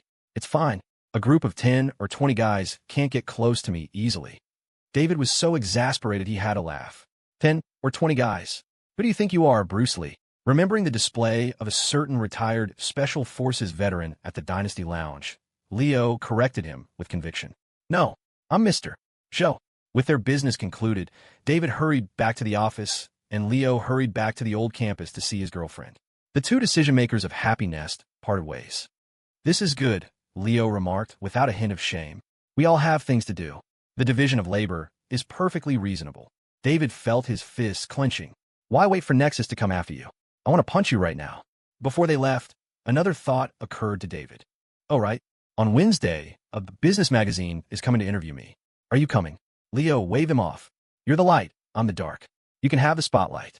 I have something important to do on Wednesday. David nodded knowingly. Is it that browser game you're working on? Leo shook his head, correcting him again. No, it's Children's Day. David, Leo explained kindly. Wednesday is June 1st, Children's Day. I'm taking my girlfriend out to celebrate. Then he looked at his partner with concern. Don't you have a girlfriend to celebrate with? David nearly lost his cool and flipped the table. What's wrong with not having a girlfriend? No, that's not the point. What the hell am I, a grown man, doing celebrating Children's Day? There's a lyric that goes, if you love the right person, every day is Valentine's Day. For the power couple of a single slaughterhouse, it wasn't just Valentine's Day. When they were together, every day was a holiday, and even Children's Day was an excuse to be romantic. On Wednesday, Leo's advertising class had a morning lecture, but the afternoon was free. The students were excitedly discussing whether they should organize some kind of event to celebrate. Just before class ended, a familiar, beautiful figure appeared at the classroom door. The campus queen had come to pick up her boyfriend from school. She was holding a small bag. Amidst the envious hoots and hollers of his classmates, Leo got up with a cheerful grin and went to meet her. You're here early. Claire smiled back. Yep, came to pick you up. Leo grinned. How nice of you. In that case, I'll take you to the amusement park this afternoon. The corner of Claire's mouth tilted up. Okay. Then, she pulled a small, wrapped gift box from her bag and handed it to him. A Children's Day present. Happy holiday. Curious, Leo unwrapped the box and found a hand-decorated phone case. It had a cute cartoon version of a little boy's face with a line of cartoonish text. Hope little Leo Wallace is happy every day. From your big sister girlfriend. Leo didn't know whether to laugh or cry. He shot his girlfriend a sidelong glance. Getting a little dig-in with your gift, are we? While he was complaining, the other students in the ad class were practically green with envy. Damn, that's so nice. You get presents for Children's Day in college. What kind of sci-fi movie is this? Someone started heckling. Hey, campus queen, do we get presents too? We want to be little kids. The other students joined in. After the spring trip to Spirit Springs Mountain, the ad class had gotten to know Claire much better. They had a bond forged in shared hardship, so their jokes were bolder now. Claire wasn't bothered. She just smiled slightly. Sure, there's something for everyone. Then she graciously pulled a bunch of small cookies out of her bag. I made some snacks. Everyone, help yourselves. Except for Marco, Dylan, and Leon from room 520, who turned pale and immediately fled. The rest of the advertising class erupted in cheers. All hail the campus queen.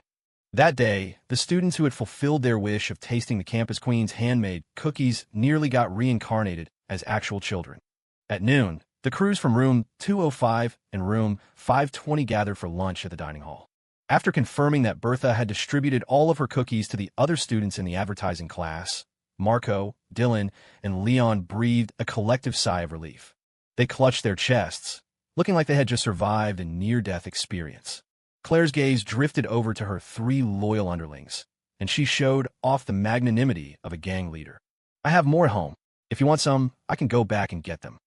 Her words nearly sent the trio from room 520 into cardiac arrest.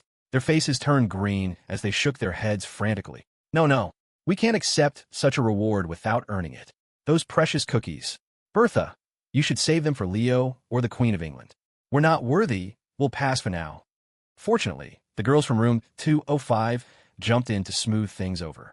Hey, let's not worry about that now. We have to catch the bus to the amusement park soon. First things first. That was right. Today was Children's Day. Both dorms had the afternoon off, and they had planned long ago to go to the East Bay amusement park together. So what if they were college students? With a youthful mindset, they could be kids too. After lunch, the group set off, catching a bus at the east gate of the campus and heading straight for the city center. The weather was perfect, the sky clear and cloudless. Everyone was in high spirits. The only slight disappointment was that they had invited Lily Lou, but although she didn't have class, she seemed to have some family matters to attend to and couldn't join their group outing. You don't think it's about that Preston Jew guy again, do you? They gossiped on the bus. The girls were particularly indignant. It can't be. We all saw what that guy's like on the spring trip. He's a total scumbag. If Lily ends up with a guy like that, it'll be such a waste. Molly's face clouded with worry. Even if Lily doesn't want to, haven't their families already decided? Can she really go against her parents' wishes? Marco looked heartbroken. Arranged marriages, childhood engagements. It's all feudal nonsense. It should have been abolished ages ago. Quinn sighed. But these are traditional concepts that have been around for thousands of years. They're deeply ingrained. It's not so easy to just get rid of them. Everyone nodded in somber agreement.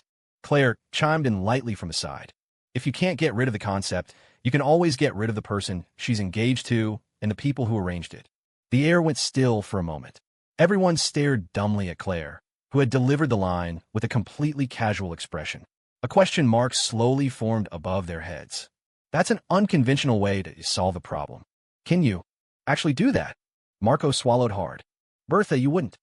Everyone looked at Claire in shock. She just raised an eyebrow and smiled slightly. Just kidding. Of course, that's not something that would happen with me. The group remained skeptical. Does she mean that sort of thing doesn't happen to her? Or that she already took care of the person in question? The group was missing Lily Lou, but fortunately, someone else was there to fill the spot. At 1:30 p.m., they arrived in the city center. As they approached the bustling entrance of the East Bay amusement park, they saw a familiar figure waving and running toward them. Sis-in-law, Leo the pig.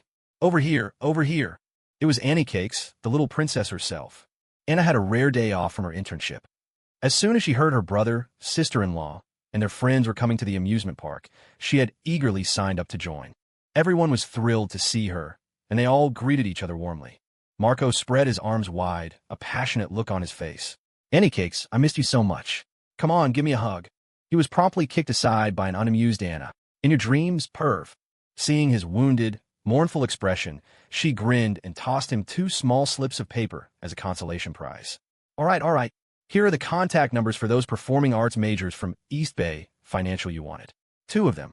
Marco was overjoyed as he took the slips of paper. Holy crap, Annie Cakes, you the best. If you'll have me, I'll call you my godmother. Dylan, standing nearby, watched with envy and sidled up to Anna, his face full of expectation. Anna looked at him, then slapped her forehead as if in sudden realization. Oh, right, and Dylan, I forgot yours. Sorry. But don't worry. Next time I'll find the sign language club at school and ask around for you. Dylan. Once again, a world in which only Dylan gets hurt has been achieved. After a round of laughter and teasing, Anna threw her arms around Claire. Sis-in-law, I miss you so much. You have no idea how hard my internship has been. It's so nice to finally have a day off. After a torrent of complaints, she turned to Leo, stuck out her hand, and said expectantly, It's Children's Day. Where's my present? Leo rolled his eyes. You're about to graduate from college. What do you need a Children's Day present for? How about some of your sister-in-law's cookies? The threat was brutally effective. Anna shivered and quickly retracted her hand. Oh, never mind then. Hey, what are we standing around here for? Let's go, it's lively inside. Time to buy tickets. They bought their tickets at the booth. After waiting in line for a good 10 minutes, they finally made it inside the park. Because it was Children's Day, the East Bay amusement park was packed, bustling with noise and crowds. Everywhere you looked, there were families with children. The lines for every ride were incredibly long, especially for things like the pirate ship and the roller coaster, which stretched as far as the eye could see. Fortunately, Leo and the others had shelled out for expensive VIP Fast Pass tickets, which saved them some time in line. But the VIP tickets were 2 or 3 times the price of regular admission, costing $95 each. None of them were from poor families. In fact, several of the girls were quite wealthy, but the ticket price still made them wince. Man, owning an amusement park must be a real moneymaker, Marco remarked. With business this good every day, the owner must be rolling in it. Jade adjusted her glasses and looked around. I heard this park is privately owned. To build it this well, the owner must have a pretty powerful background. Anna clenched her fist, declaring, I don't care who the owner is. We are getting our money's worth today. Everyone else rallied in agreement. While the group was making their solemn vow, Claire was looking around at the park, seeming a bit distracted. Leo noticed. What's wrong? Claire shook her head, her gaze returning. Nothing. She paused, frowning slightly. It's just, I feel like my fist is getting kind of hard. At the exact same moment, less than a mile away, in front of another entrance to the park, several of the amusement park's senior managers were fawning over a young man, showering him with compliments as they gave him a tour. The young man was listening and looking around casually. Suddenly, he shivered. The managers were instantly concerned. Mr. Wei, is something wrong? Are you all right? Wyatt Wei looked around, a puzzled expression on his face. He shook his head and smiled politely at his subordinates. It's nothing. Maybe the wind is just a bit strong out here. Let's head inside. Daily request for boosts and gifts. At the other end of the amusement park, Leo's group was already exploring with great enthusiasm. At first, they stuck together, browsing the small stalls in the park. The girls spotted a stand selling little trinkets and dolls and let out a collective squeal as they rushed over. Initially, Anna was dismissive of such things. Oh, that's all kid stuff. Not suitable for a sophisticated, soon-to-be graduating career woman like me. The next second, Molly, standing by the stall, gleefully picked up a pink cartoon cat plushie and waved it at Anna. "Annie, look, this is so cute." The career woman's eyes instantly lit up, and she pounced. Let me see, let me see." Marco and Dylan had no interest in the trinkets. The two Gotham brothers were busy scanning their surroundings with shifty eyes. 6 o'clock, look. Damn, nice legs. A 9 out of 10 from the back. Quick, turn around, let's see the front. The next moment, the person turned around. The hopeful expressions on the brothers' faces froze. Holy crap. Why the hell would a guy have legs that nice? What a waste of natural resources. The two were devastated, and they began to miss their old comrade in arms. Man, if only Reasonable was here today. Our high-altitude reconnaissance expert. The chubby parrot had not joined them today. Mr. Chien had taken him home. At first, Reasonable had been determined to come to the park with his Emperor father and Empress mother, throwing a tantrum in his cage and refusing to be left behind. But Mr. Chien had subdued him with a single sentence. "I got a new batch of DVDs. 7-star. Instantly, the parrot had a change of heart, righteously flapping his wings and bidding his owners farewell. Safe travels. Safe travels. May we meet again. May we meet again." Meanwhile, Leo glanced at the doll stand and then turned to his girlfriend. "Want to take a look?" Claire shook her head dismissively. "No need. Having one Blackie the Leo hammer at home is enough." Although she had no intention of buying a stuffed doll, when they passed a claw machine, the girl's interest was piqued, and she decided to try her luck again. The result? More than 20 consecutive attempts, all failures. 60 or 70 tokens went into the machine, all for nothing. Ms. Bertha Sue's claw machine career had just met its first crushing defeat. Leo, on the other hand, had a miraculous streak of luck. He won 5 dolls in a row, so many that he could barely hold them all. Even Leo himself was surprised. This machine is being pretty generous. It's like it's trying to repay a debt or something. Claire stood in front of the adjacent claw machine, her brow furrowed. She stared at it, her eyes narrowed with a dangerous glint. The machine seemed to tremble in fear. Claire inserted another token. Another failure. The girls silently watched the claw return to its starting position, saying nothing. The claw machine didn't dare say anything either. It just played dead. Leo came over with his pile of winnings and offered a few to his girlfriend as a consolation prize.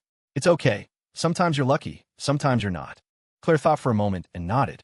Then she offered her assessment. "This place might be cursed against me." Leo couldn't help but laugh. "Don't be so dramatic. What?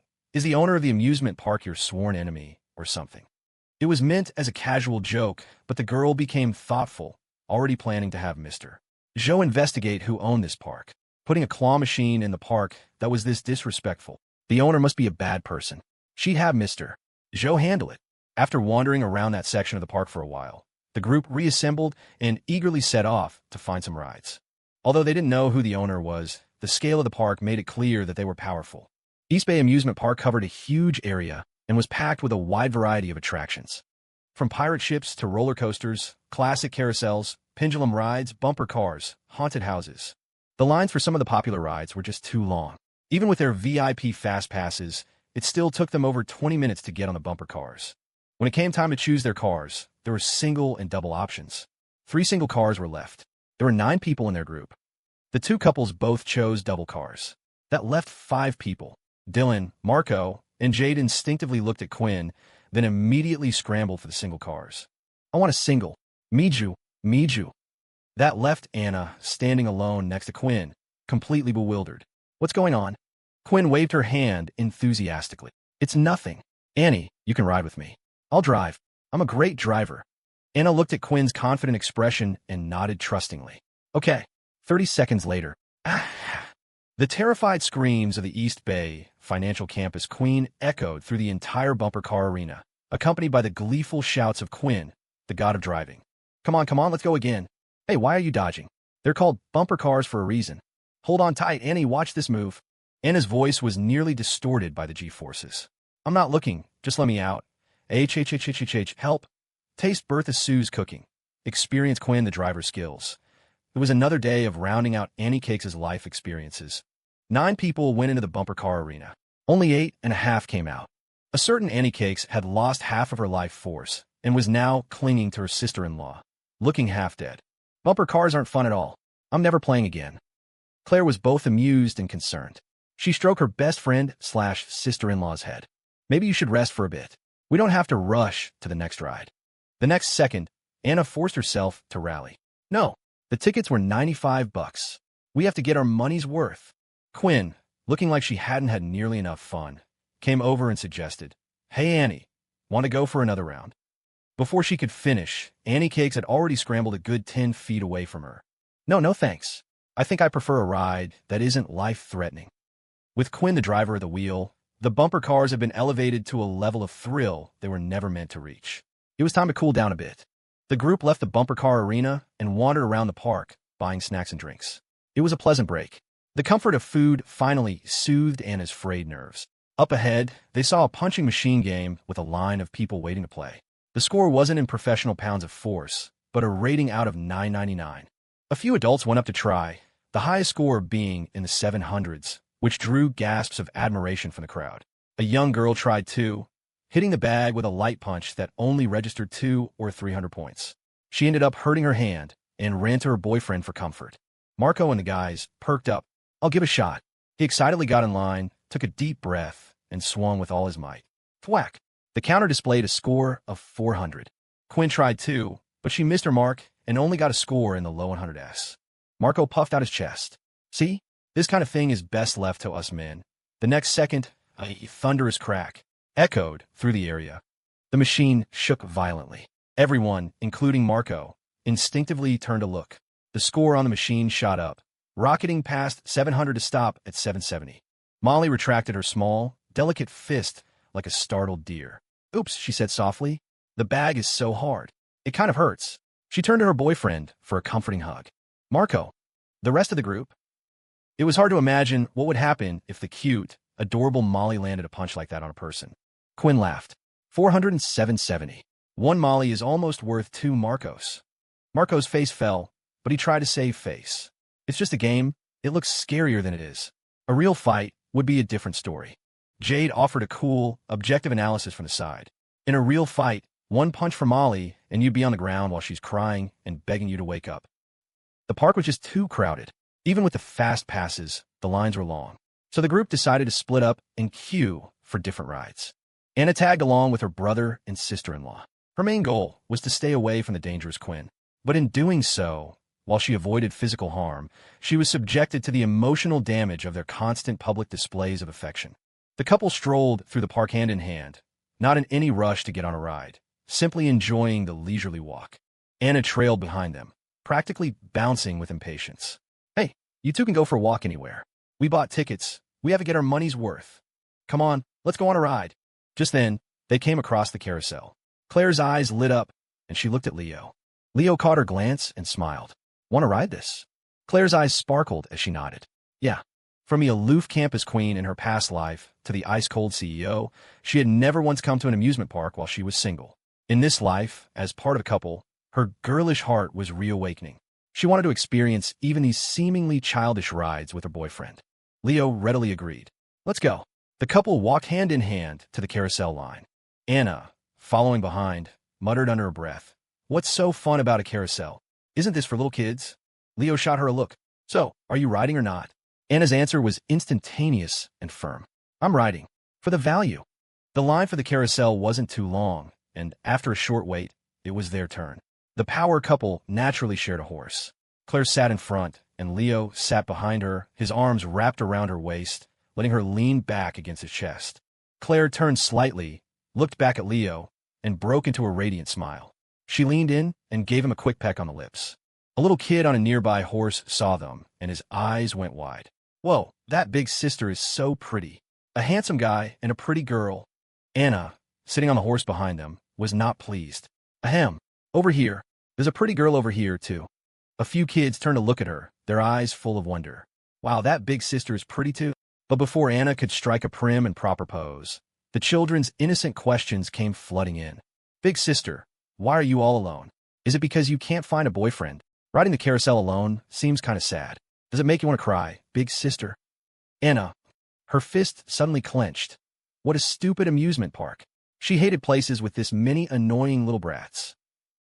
A ride on the carousel lasted about 5 minutes. When it was over, Claire still seemed to want more. She looked at Leo and asked, again?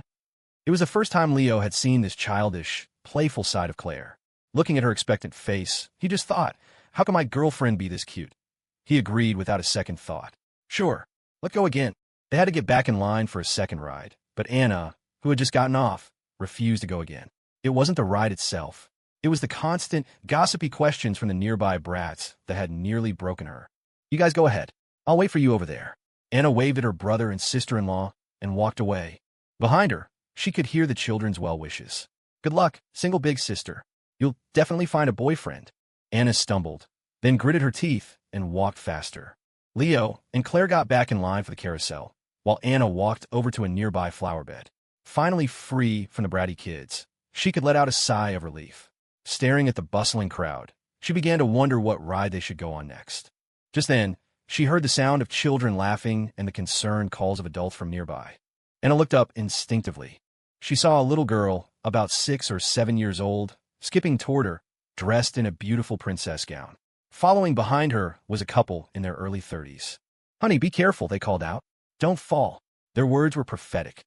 The little girl, running happily, wasn't watching where she was going and tripped. She sat on the ground, rubbing her eyes and crying. The young couple rushed over. The mother comforted her, while the father magically produced an ice cream cone from behind his back. The little girl instantly forgot her tears, her face lighting up with surprise. She took the cone and began to eat it with relish. The couple exchanged a smile. The husband picked up his daughter and made a funny face, making her laugh. The wife stood by, smiling, and carefully wiped a bit of ice cream from the corner of her daughter's mouth. It was a warm, harmonious scene. Anna stood by the flower bed, watching, transfixed. Then, as if remembering something, she gently bit her lower lip. A shadow of sadness crossed her eyes, but the sadness was quickly suppressed. The girl stubbornly tilted her head up. She didn't need that. She wasn't envious. She crossed her arms over her chest, a gesture of defiance, or perhaps just a way to hug herself for warmth. She stood there, a slender, fragile, but proud silhouette. You stand by the flower bed, looking at the view.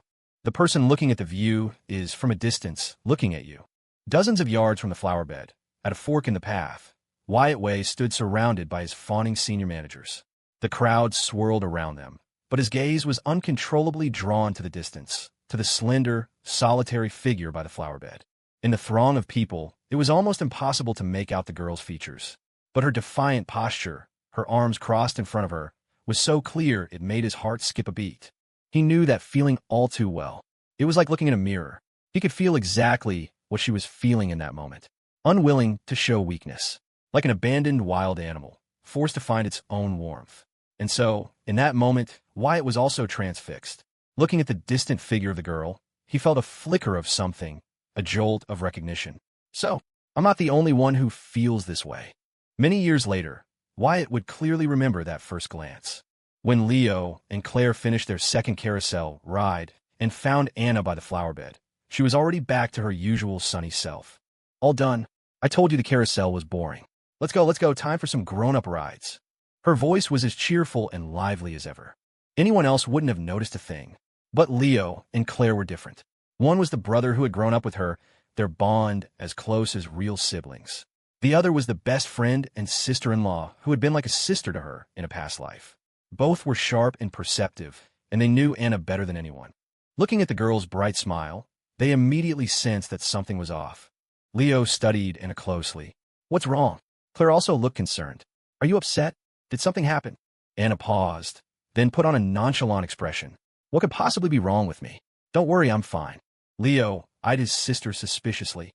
It's not anything illegal, is it? We can still make it to the police station to turn yourself in. The next second, an enraged Anna sent a long leg kicking his way. Illegal, my ass. If I ever did something illegal, I'd drag you down with me, Leo the pig. Leo dodged nimbly, yelping, Hey, can you show your brother a little respect? Anna glared at him. What kind of brother is so eager to send his sister to jail? The playful scuffle seemed to inadvertently dissipate the heavy atmosphere. Seeing his sister back to her huffy self, Leo lowered his head, touched his nose, and a faint smile played on his lips. The Wallace family's unique method of cheering up a sister.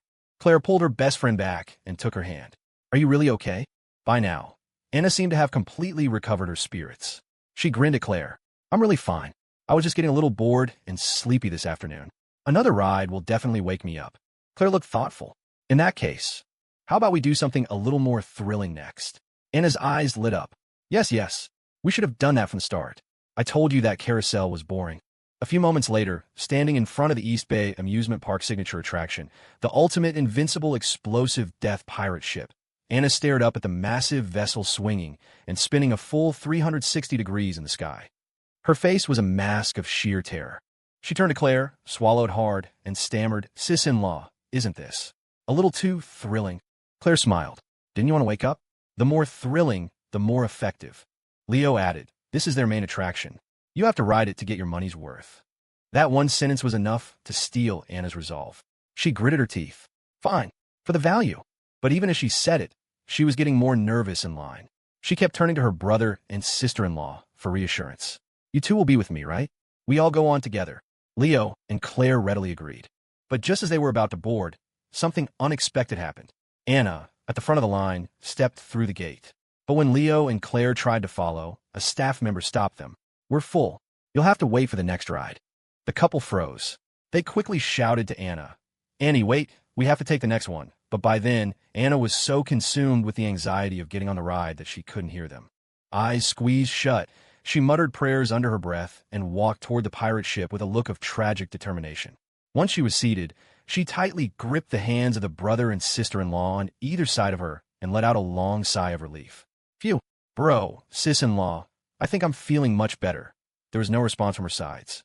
Sensing something was wrong, Anna opened her eyes and glanced around, only to see two complete strangers staring back at her, utterly bewildered.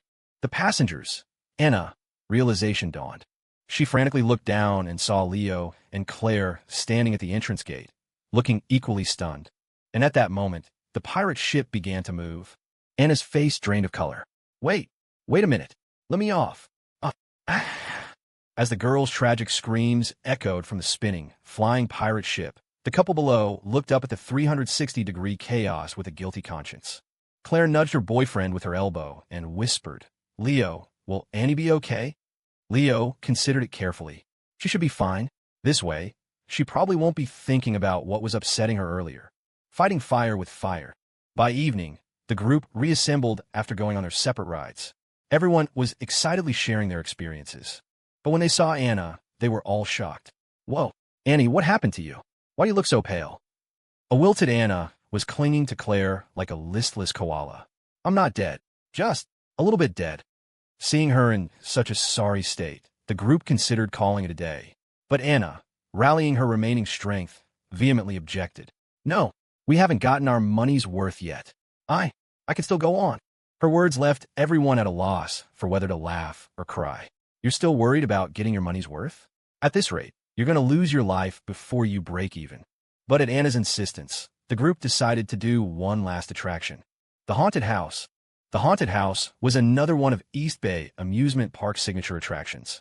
The moment they stepped inside, the lights dimmed and eerie, colored lights flickered on the walls. Strange music played from hidden speakers, punctuated by chilling screams. The terrifying atmosphere was cranked to the max. The girls were scared out of their wits. Molly shrieked and hid in Leon's arms. Claire, seeing this, let out her own calm, elegant, and comfortably burrowed into her boyfriend's embrace. Quinn was so nervous she was clutching Marco's arm. He was pale with fear too, but the pain from her grip was more immediate. As for Jade, she calmly turned to Dylan and proposed, if you're scared, you can hide behind me. In return, you just have to participate in a psychological survey later. Dylan yelped and leaped a good 10 feet away from her. Suddenly, the haunted house didn't seem so scary anymore. As for Anna, she was terrified but forced herself to walk forward, muttering, I'm not scared. Must get my money's worth. As they ventured deeper, the environment changed to a hall of mirrors. The countless mirrors reflected the eerie lights, making the layout even more confusing and disorienting. When a staff member dressed as a hanging ghost suddenly jumped out from a corner, the reflections made it look like a dozen ghosts were lunging at them at once. The visitors screamed and scattered in a panic. It was chaos. Meanwhile, at the other entrance to the mirror maze, Wyatt Way was on a personal tour with several of his senior park managers. He listened to their fawning descriptions with half an ear, his mind wandering. He couldn't help but think back to the fleeting glimpse he had caught of the girl by the flower bed. He hadn't been able to see her face clearly, but for some reason, the image had stayed with him. Shaking his head, Wyatt refocused. His employees were still bragging about how this haunted house was one of the scariest in the country. He waved his hand. That's enough. I'll look around on my own. He left the managers behind and strode forward alone, wandering through the mirrored corridors, taking in the strange, sinister atmosphere. Wyatt just smiled dismissively. His managers had hyped it up, but a haunted house of this level, it might scare ordinary people. On him, it had no effect. His gaze swept forward casually, the mirrors reflecting images from unseen corners. When one of the mirrors reflected a familiar, coolly beautiful figure, the composed smile on Wyatt's face froze. Oh well, why, crap. His expression turned to one of pure shock, especially when the cool figure in the mirror seemed to sense his gaze and turned to look, her eyes piercing through the reflection straight at him. The calm and composed young master let out a blood-curdling scream. A ghost! The next second, he turned and fled in sheer terror. Dozens of yards away, in another mirrored corridor, Leo had just found Claire, who was standing in front of a mirror, looking thoughtful. What's wrong? Claire frowned slightly and shook her head. Nothing. I just thought I heard something. She looked down at her hand. My fist got hard again. Then, as if remembering something, she looked at Leo. By the way, where's Annie? Anna, separated from the group in the chaos, was now all alone, tiptoeing through the terrifying mirror maze. Eerie music and strange cackles echoed around her. The distorted reflections in the mirrors only added to the creepy atmosphere. Bro, sis-in-law, Anna called out, her voice trembling. Where are you? There was no answer, only her own voice echoing in the long, twisting corridors. Growing more panicked, Anna squeezed her eyes shut and muttered, I'm not scared, I'm not scared, as she felt her way forward. Suddenly, a scream erupted from up ahead. H-H-H-H-H-H-H. The sound grew closer, accompanied by frantic footsteps. Anna flinched. She instinctively opened her eyes and looked forward. There, in the eerie light, amidst the strange reflections, a terrifying creature with an obscured face was lunging right at her. Anna let out a terrified shriek. A ghost! On pure instinct, she threw a punch right at the creature's face. Thwack! A heavy thud echoed as someone hit the ground. The terrified Annie Cakes, without a second thought, scrambled over the fallen body and ran, her voice cracking with tears. I'm never coming back here again. Amusement parks are no fun at all. Many years later, more than that first glance, the punching bag would clearly remember that first, intimate punch. The Children's Day group outing to the amusement park ended in success. As Leo and the others were leaving, they overheard that there had been a small commotion over at the haunted house. Many of the park's senior managers had rushed over. Apparently, some important figure from corporate headquarters who was there for an inspection had been slightly injured. Of course, that had nothing to do with them. Everyone was quite satisfied with their day at the park. The haunted house at the end had been terrifying, but thrilling. Molly and Quinn, who had been scared out of their wits inside, were now reminiscing with a hint of excitement.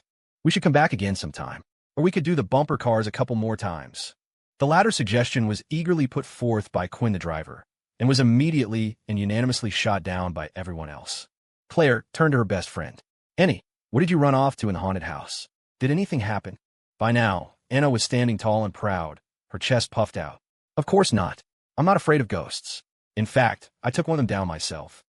Thursday, classes as usual. Before the end of the day, their advisor, Alex, came by with a sign-up sheet and made an announcement. The university track meet had been scheduled for mid-June, 2 weeks before the start of summer break. That evening, Leo and Claire had dinner together at the dining hall. Afterward, the couple strolled hand-in-hand across campus. Spring had quietly passed. The night air was growing humid. The chirping of cicadas from the trees and bushes grew louder. Unconsciously, summer was upon them once more.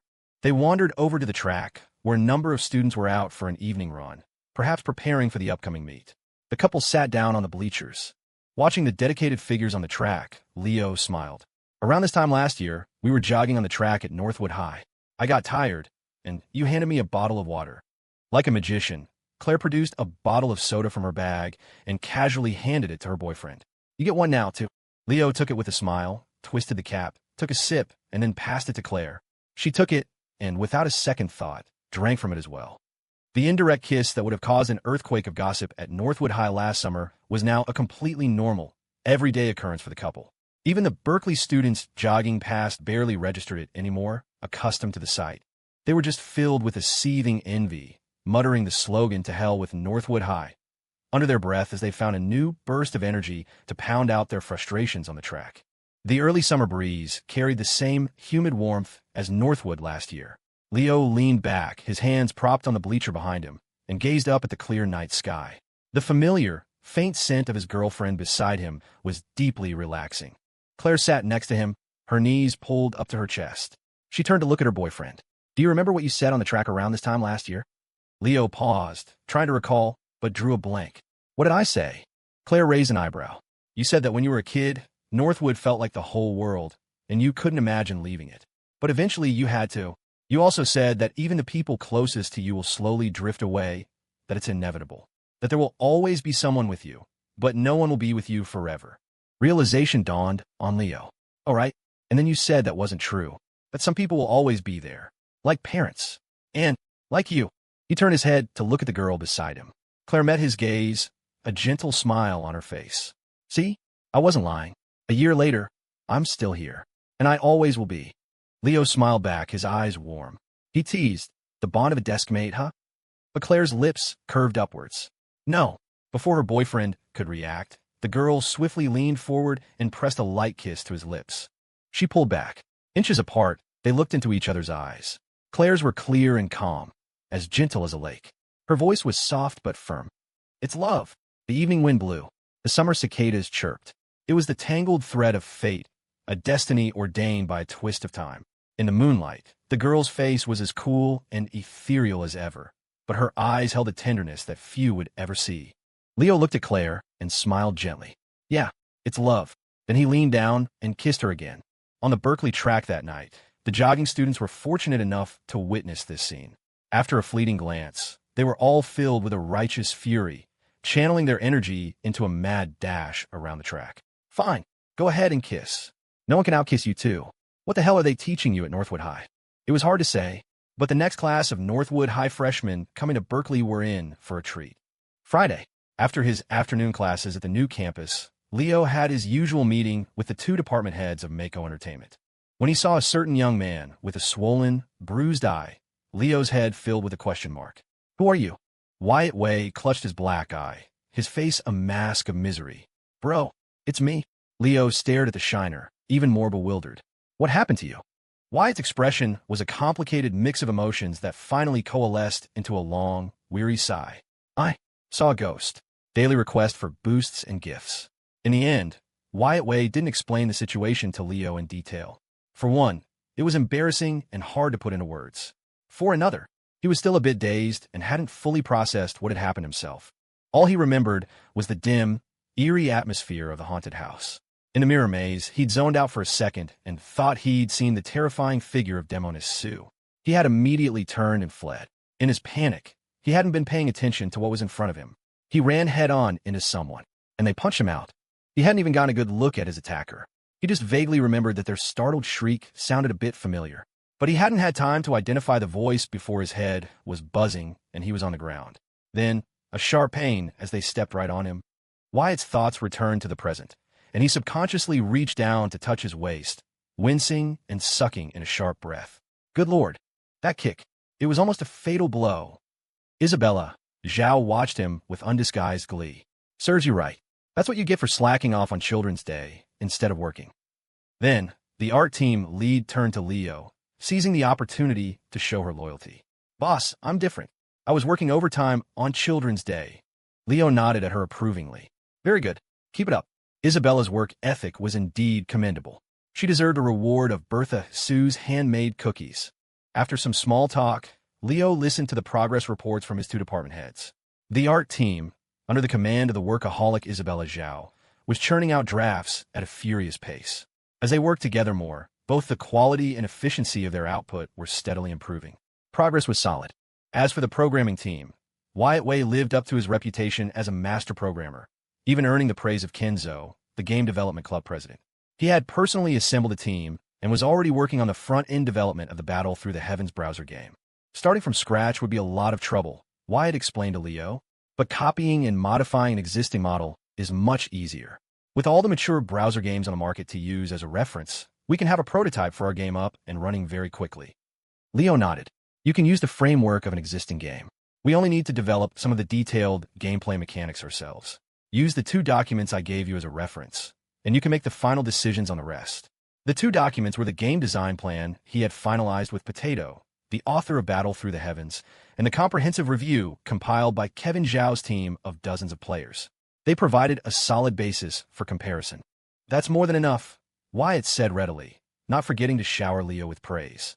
You're a genius, Mr. Zhao. These 2 documents are visionary. With them as our guide, our department's progress will be smooth sailing. Isabella, standing nearby, felt something was off. A progress report was just a progress report. Why was this guy sucking up so much? Mako Entertainment's #1 employee felt her position was threatened. She quickly jumped into the conversation. Boss, with your guidance, our art department will also be smooth sailing. Leo nodded, pleased. Excellent, excellent. Then he offered a helpful suggestion. But we don't want the art department to be too smooth sailing. Try to make things a bit more undulating and turbulent. After leaving the new campus, Leo took his usual cab to the Happy Nest headquarters on Wanning Road. He met up with David Chung, and they held a meeting with the heads of all the major departments, including Owen Wu and Penny Fong. He got an update on the week's operations, the progress of various projects, and the company's financial situation. Everything was going smoothly, except for one thing. They were short on cash. Hannah Ling, the company's rising star who was half-acting as the finance manager, was angrily flipping through the ledger in the conference room, calling out each department head one by one. Everyone is asking for money. The revenue from Garden Grab is barely enough to cover our operational and payroll costs. And you all keep coming to me with your hands out. The programming department wants to order 5 game consoles. And game consoles are one thing. But what's this about a pool table? The other department heads righteously joined in, mercilessly criticizing Owen Wu from the programming department. Then they turned back to Hannah with fawning smiles. Hannah, we're not like them. Our budget requests are for essential expenses. Hannah shot them a sidelong glance and flipped through her ledger. Essential expenses, huh? What about this travel expense from the marketing department? Can someone please explain to me what the Shangri-La Spa is? A deputy manager from the marketing department gave a dry laugh. We were entertaining a client, and they specifically requested to go there. We didn't have a choice. Hey, it's just a wholesome massage parlor. Hannah was expressionless. A wholesome massage with a per-person cost of over $1,000. The deputy manager wiped the sweat from his brow and continued his dry laugh. The masseuse said her parents were old, her younger brother was still in school, and her ex-husband was an abusive gambler. The client felt sorry for her and wanted to help out. It was perfectly reasonable, right? Hannah slammed her hands on the table in a rage. Reasonable my ass. You expect me to believe that crap? Mr. Chung, Mr. Wallace, say something. David and Leo, huddled in a corner, were pretending to be deeply engrossed in studying the ants on the floor. Wow, these ants are really onto. In reality, these weren't major issues. For the past few months, since the website went live, everyone at Happy Nest had been working themselves to the bone. Now that the company was seeing success, it was only right to reward everyone and let them relax a bit. These expenses were a drop in the bucket. The real cash burn was still in maintenance, operations, and fixed costs. After the meeting, Leo and David held a private discussion in the CEO's office. Leo looked over the financial reports. He mentioned to David, we need to keep an eye on the company culture going forward. We've had a few early wins, but we can't get complacent. We need to stay grounded. David nodded in agreement, then sighed. But the hard costs are still burning through money every day. It's painful to watch. He remembered something and looked at Leo. Still no word from Nexus. You don't think you scared them off by asking for too much, do you? Leo smiled. Don't worry. They'll agree. They chatted for a few more minutes about future project plans. Then Leo stretched and got up to leave. All right, you're busy. I'm heading out. David looked at the relaxed-looking Leo, gritting his teeth in frustration. You really have no conscience, do you? I do all the hard work, and you're becoming the master of delegation. Leo, on his way out the door, chuckled. To each according to his ability. You hold the front line, and I'll be in the back, cheering you on. David rolled his eyes and tossed a magazine from his desk to Leo. The new issue of the business magazine with my interview. Take a look. Leo caught it and glanced at the cover. It featured a photo of David Chung, looking distinguished and confident. Not bad, Leo commented. You'll probably attract a lot of middle-aged female fans. David nearly choked. I told you to look closely. Leo examined the cover again and noticed that in the background, behind David, was the silhouette of another figure, a stark contrast of light and shadow. What's this? David said irritably. It's you. The word is out. Everyone knows that besides me, the CEO, Happy Nest has a mysterious, low-profile chief strategy officer. The two pillars of the company. Why did the interview? Half their questions were about you. Leo looked at the headline on the cover. The dark horse of the internet, Happy Nest and its light and dark twin stars. Leo raised an eyebrow. These journalists are pretty good at creating hype. David looked at Leo. I'm just giving you a heads up. As Happy Nest gets bigger, it's going to attract more and more attention. Right now, I'm in the light. You're in the dark. But at this rate, you won't be able to stay hidden for long. You need to be prepared to step into the spotlight. When that happens, you won't have it so easy anymore. There was a hint of schadenfreude in David's last sentence. Leo just smiled dismissively, turned, and walked out the door, leaving one last comment behind. It's fine. I'm very good at hiding. After leaving the Happy Nest headquarters, Leo hailed a cab to go back to the LNS house. During the ride, he called his girlfriend. She picked up, and he learned that Claire had also come into the city this afternoon. I had a meeting at Sterling Holdings, she explained. You go on ahead. I'll be home a little later. Leo didn't ask any more questions, just acknowledged her message. After the call ended, in the conference room on the 36th floor of the Sterling Holdings headquarters, Claire put away her phone. The smile she'd had while talking to her boyfriend vanished, replaced by her usual cool demeanor. She looked up at the employees seated around the long conference table. Where were we? Then her gaze fell on the table, and she remembered something. Right, this. She reached out and picked up a copy of the newly released business magazine. She looked at the headline, Happy Nest Light and Dark Twin Stars. Her eyes focused on the silhouette behind the photo of Happy Nest CEO. Then, she extended a slender, delicate finger and tapped the silhouette lightly. Claire gave a casual order to her staff. This CSO of Happy Nest. He's interesting. Look into him. Taking a day off today, one chapter. We'll try to get back to noon updates starting tomorrow.